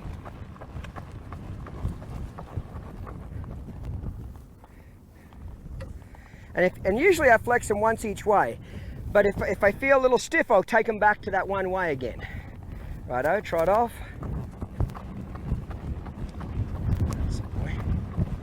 And I'll go anywhere from 50 to 100 feet. I don't go a long way, but constant transitions. Stop again. Now that was a little better. That time he listened to my seat a little bit quicker there. So don't be too disappointed if they don't listen to you quite as well when you first take them away outside the arena as what they do with listening to you in the arena. It's very normal that they you know, slip back a little bit, but after a couple of rides outside, they'll be a lot better. I'm going to lope him. I love it how I kind of feel like I'm pushing him. Oh, I like that. Soon as I even remotely relaxed just then, he came back a lot quicker. If your horse is a little impulsive, go ahead and flex him a few times. Okay, don't let them just go off whenever you let the rein go. If they're wanting to go faster than what you want, you know, walk off before you tell them to go, keep flexing them. Even if you have to sit there for 5 minutes, don't let them walk off unless you tell them. Oh yeah, really good. Okay, now I'm going to do some bending transitions now, okay? Instead of bringing him down to a stop, I'm just going to go ahead and bend him around a few circles. Trot him off. Sit and relax. Come on, I feel like he's getting a little lazy, so let's move these feet.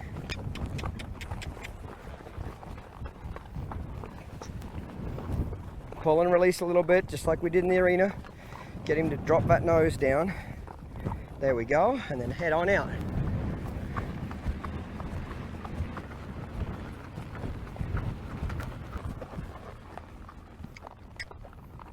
You can use the outside rein here, okay, to slap them on their neck if they're leaning out of the circle too much. Get that forward motion going. Remember, always sacrifice bend for forward motion.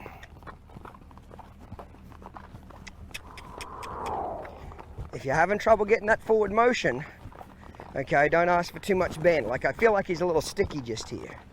So I'm gonna let go a little bit of bend, even if he has to trot that circle, but go forward more. Forward more.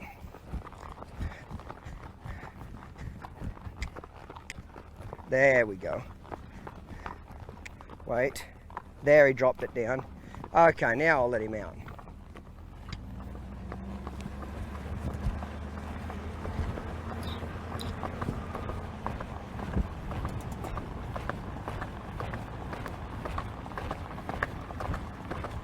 Sit down, relax.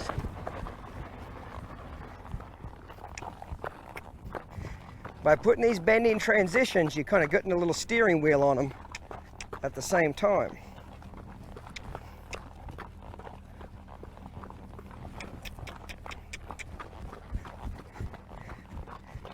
Every time that nose drops down, you release it. There, even if it's just a little bit. There, he softened. Now I'm going to let him out.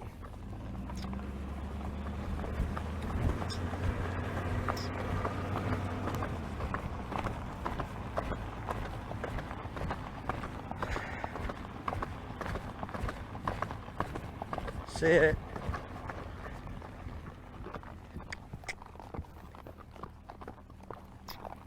If you never sit before you pull, your horse will never learn to read your seat. Sitting gives him a chance to listen to it before you pick up on his face. Righto, head off.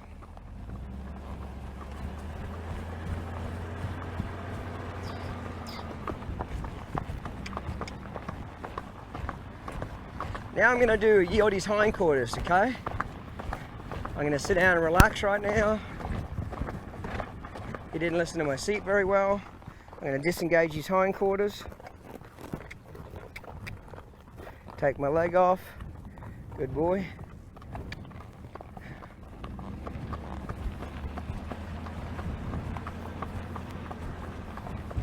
I'm going to do it again here.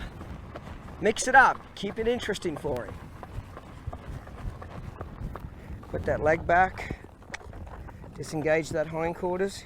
He's a little lazy right now, so I'm going to reach back here and slap that butt, make him move those feet. Take my leg off. Good boy. Right, and now I'm just going to let him lope for a little bit again. Okay. Put those steady miles on him. I love how his ears are back towards me a little bit here. Move all over him. I think the biggest thing that I think is suffering in the horse world right now is these horses are such recreational pets now that people don't give them enough exercise. You know, while a Mustang will easily go 15, 20 miles a day in search of food and water, okay? Most domesticated horses barely go 15 miles in a year, let alone a day, okay? You gotta put steady miles under their feet.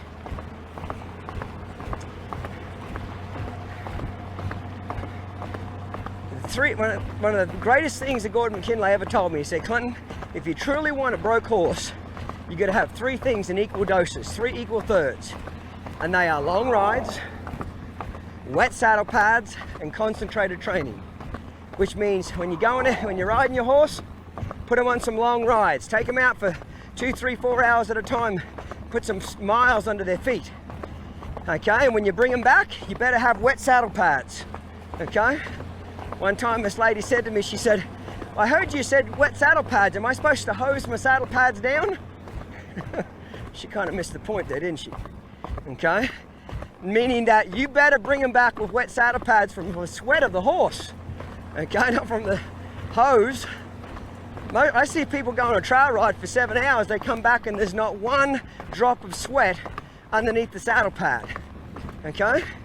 So go on long rides, bring them back with wet saddle pads, and while you're out there, do concentrated training. That's kind of what I'm doing when I'm bending the horse around, you know, 2-track them back and forth across the arena, okay, across the road, bend them around, shoulder in, shoulder out, yield their hindquarters, serpentine them down the road. All those exercises are concentrated training, getting control of those 5 body parts. If you do 3 equal doses of those things, you'll end up with a truly great horse. But if you only do one of those thirds or 2/3 and you miss the other one, there'll be a big hole there. Let me explain. Like a lot of show horses, okay, reining horses, dressage horses, they get lots of concentrated training and they get lots of wet saddle pads. They come back sweaty, but they get no long rides, meaning that if you ever take most show horses out of the arena, okay, they'll half kill you because they'll spook, they're shy, they've never seen a log, they've never seen a stream, you know, they're dangerous, okay? Then again, I've seen a lot of race horses get lots of miles and wet saddle pads, but they're some of the craziest horses in the world because they don't get any concentrated training. Nobody teaches them to be soft or supple or bend, okay?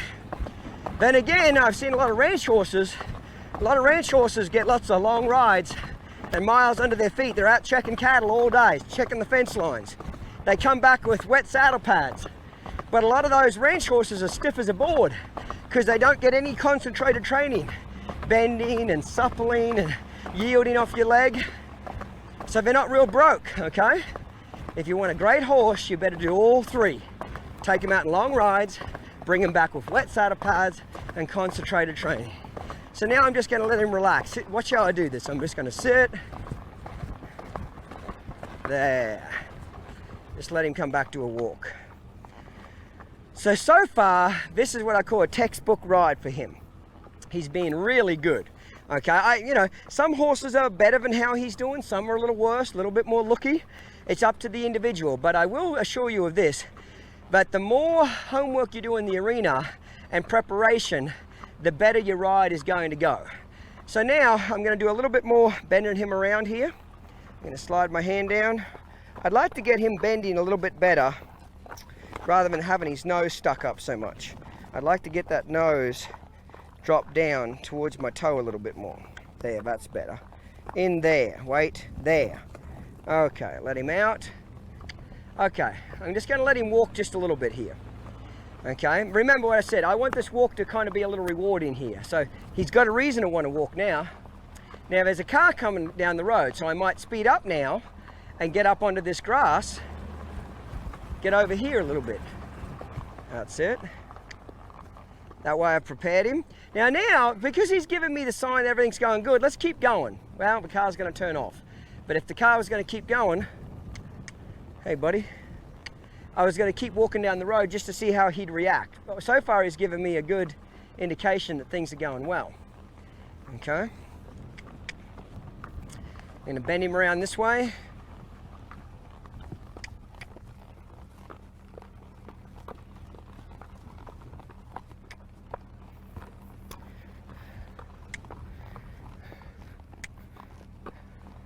That's a boy. Walk off. Now he's about at the point now where I could probably start putting spurs on him without too many troubles, okay? I don't recommend you ride your young colts with spurs until they've got a very good gas pedal. When you gently squeeze, they'll immediately canter. Like I'm gonna lope off right now. You ready? Squeeze. As soon as I squeeze, now I'm gonna squeeze more.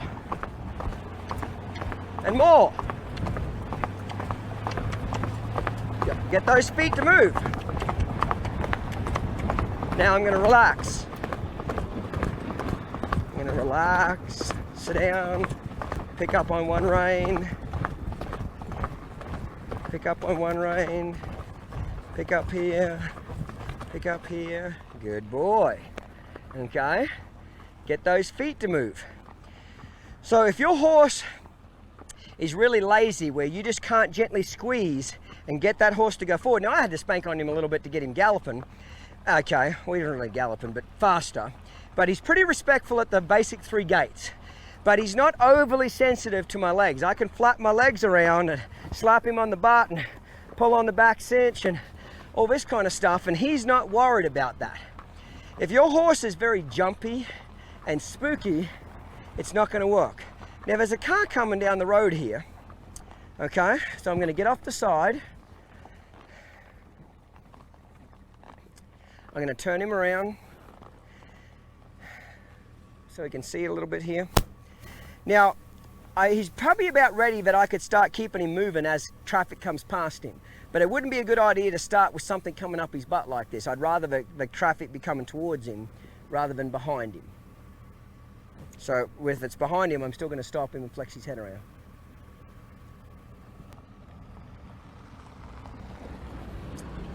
Okay.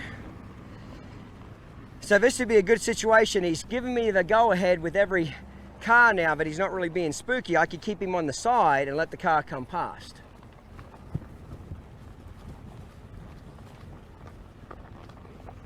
So if your colt is jumpy and spooky and reactive and looking back at you, the last thing you need is spurs, because if he gets scared and you grip him with your legs or poke him with a spur, he might want to buck you off or jump out from underneath you. So I don't want him to be overly sensitive, but at the same time, I don't want him to be so dull and disrespectful that I have to use a spur to make him go forward. I use spurs to encourage softness and lateral flexion. I'm not saying I won't use them for speed, but that's not my primary function for spurs. I want the squeeze to be my gas pedal. So if your horse is fat, lazy, and disrespectful, but when you squeeze, he just thumbs his nose at you and says, "Get lost, I hope you die," don't put spurs on. And you might say, well, that sounds odd. Why wouldn't you want spurs on a real fat, lazy horse? Because if you ride your horse with spurs and he's real fat and lazy like that, you're always going to have to have spurs to make him go. I want my horse respectful enough that when I squeeze, he brings that life in his feet, in my feet to his feet, and he goes somewhere, okay? Okay, here comes a car coming down the road, so this will be a good test here. I'm gonna move him off.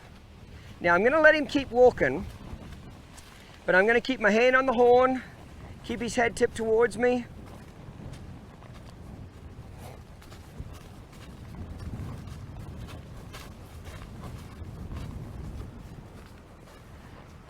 Keep my hand on the horn. I might. Good boy, he did good. Now see how I had his head tipped in here? So if he went to jump away or spook to the right, I would have quickly bent him around to the left. Now I know it seems like you say, well, you know, you keep mentioning, I'm going to bend him around. See how he's a little stiff just then? When I picked up on that left rein, he kind of threw his nose up there. Anytime they throw that head up, I'm going to get rid of that stiffness by bending him around. Pull to my hip, release to my knee. There we go.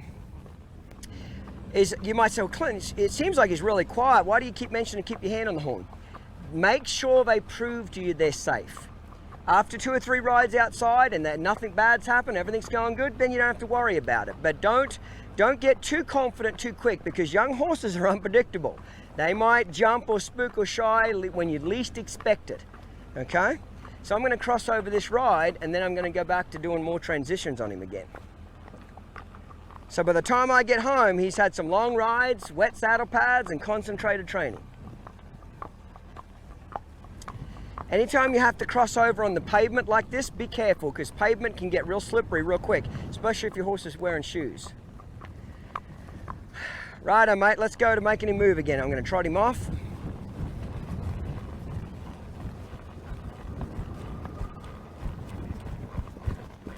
I'm going to get up on the other side of this gully, and then I'm going to do a transition. I'm going to slow him back down to the walk by bending him. Get over here a little bit more. Righto, I'm going to sit and relax. I'm going to bend him around. He didn't listen to me at all just then. Okay, he was too busy thinking about home. There. Rightio, let's do some more transitions now. Bending transitions.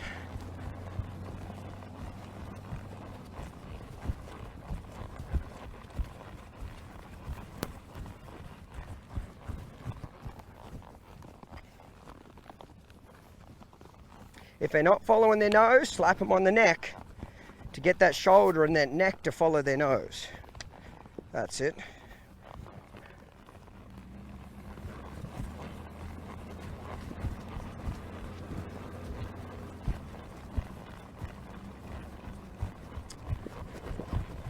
I'm going to sit down and relax. He's ignoring me. You'll notice the times that he ignores me, you'll also notice that his ears are really pricked up. Okay, and he's looking forward. Instead of thinking about me, he's really forward. There we go. Okay, there's a car coming behind me, I can hear it. So what I'm gonna do is just let him, I'm gonna bend his head a little bit as the car gets closer, and then let him keep walking ahead. So right here, I'm gonna make him look at that, and then just keep him walking. Get my hand on the horn, on the rein, in case he goes to jump. Good boy, he did great. I don't expect he's gonna do something, but I'm planned if he does. I'm not gonna get caught with my pants down where he catches me by surprise. See, most people do this on young colts, okay? They put the horse on a big old, they either do 2 things actually, I'm kind of contradicting myself, but they kind of do 2 things. Some people do this, they either put the horse on a big old loose rein like this, okay, and there's a car coming down the road right now, and they're sitting here yakking to their buddies, not paying one bit of attention to the car coming down the road, the cow behind the tree, the buffalo over there. They're not even remotely clued in to what's going on around their horse.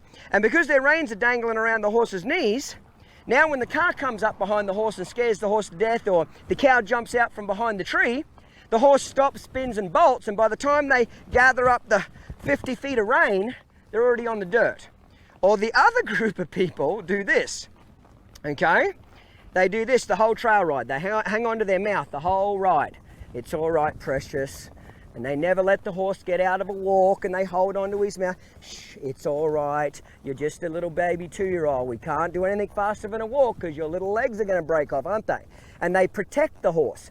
And when you hang onto their mouth like this and grip onto them, they get spookier and spookier because they feel trapped and claustrophobic, just like that. Okay, stood on the rein, but that's exactly what they do. Okay, don't be either extreme. Righto, let's speed up again. I'm going to slow down.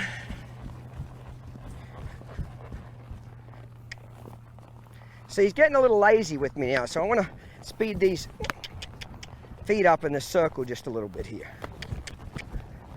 That's it. Always look for less bend when you're trying to get him to go forward more. Sacrifice bend for forward motion. Even if I have to get him trotting, that's all right. When I get his feet moving, I'll go back and get that bend. Righto, let's trot off again.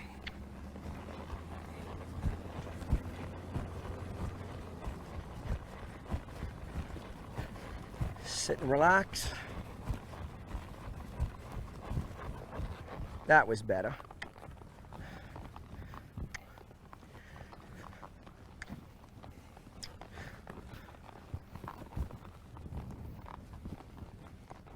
This time I'm going to lope off from the walk. I love that. When I just squeezed, he picked his feet up and he got going somewhere.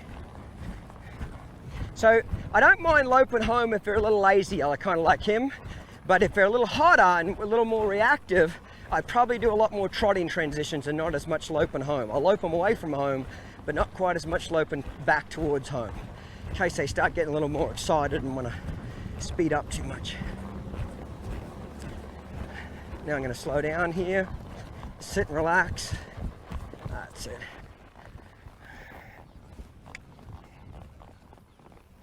That's it. Now we're back. My property started back there. This is where I keep all my yearlings. Yearling fillies are here, and then I keep the yearling stud colts a couple of pastures over. Okay, squeeze. Reach back, slap on their butt. Let them know you're up there. Don't sit on them like a closed pocket knife.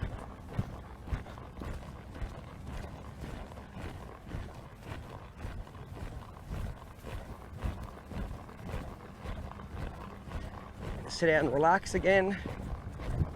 See here how he didn't even listen to my seat at all then, did he? So I just bend him around. You can do a little yield and bend, yield his hindquarters. Disengage it. Being a little lazy here, so I'm going to yield that hindquarters there. Okay. Then go back to the circle.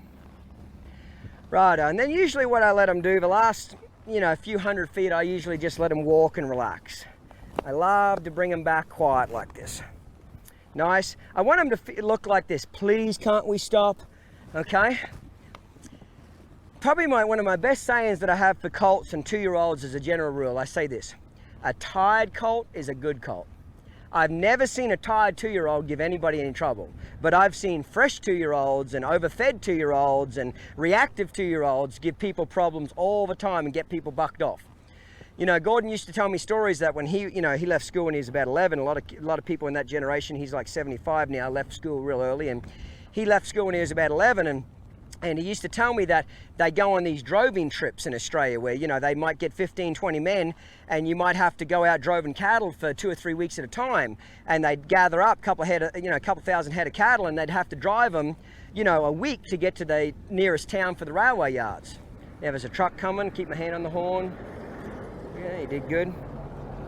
Anyway, they might drive these cattle for, a week to 10 days to get them to where they need to be going. And he said the day they'd leave on a droving trip, they'd actually break these horses in. And these are horses that were 5, 6, 7-year-old, never seen man before. And he said when they'd open up the stockyards, it was like a big old dust bowl. All these horses would come out bucking and rearing and bolting, and hats would be flying off cowboys everywhere, and everybody would stand and wave goodbye. And it looked like a herding cats, 1,000 cats on crack running all over the place, because they didn't have any control of them as their first ride. And he said you'd come back 2 weeks later and their noses would be dragging on the ground, and they'd be slapping them on the butt and have their leg over the horn and flicking cigarette butts at them, and just, they're broke to death. And he said, Clinton, it wasn't the techniques that got these horses so good and quiet and safe. It was the fact that they were ridden for 15 hours every day and then tied up all night, then ridden again for another 15 hours. Okay?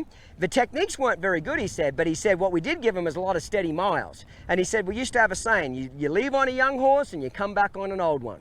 And that's where I got it from. And I like that. Now, if you can put the steady miles on them, plus the training techniques, you know, he told me the training techniques we use today and what I've showed you, if we would have been doing back when I was a kid, we would have got even better results from our horses. Okay? Radio. Okay, I'm going to go ahead and stop him here. Sit and relax. And the last couple of minutes, I just want to spend just flexing him here. I'm going to go to get off him. So I'm going to lean forward, let him know I'm coming, step off up by his shoulder. Good boy. He did great. He's starting to get pretty broke here.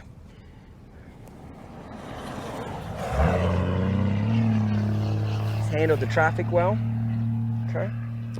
You know, I know that in this first ride, sometimes the camera was a little shaky and we got out of frame in a little bit, and I apologize for that, but it was really important to me that I could try to take you on a ride with me. I wanted you to see the kind of things that I do outside, and that's just too hard to do in the arena with a camera, but still. So please excuse that, but I hope you enjoyed the fact that you could come with me and I could tell you and explain to you what I'm working on, why I'm doing it. You know, having a horse that they drop their head down, they're nice and relaxed, they're calm, they're using the thinking side of their brain, that's not a coincidence. If you want your horses to get broke, you got to put miles under their feet, you got to spend time with them. You know, it wasn't quite, you know, about 3 weeks ago, he was a wild Mustang, and look at him now. He's getting to be where, you know, in a few more weeks you could put a kid on him without any problems in the world, okay? But you've got to spend time with them. I tell people this all the time. Horses don't get broke standing in the pasture, and your kids don't get broke sitting in front of a TV. If you want either one of them to get well trained, you got to spend some time with them. You got to spend time with them teaching them things. He's done really, really good.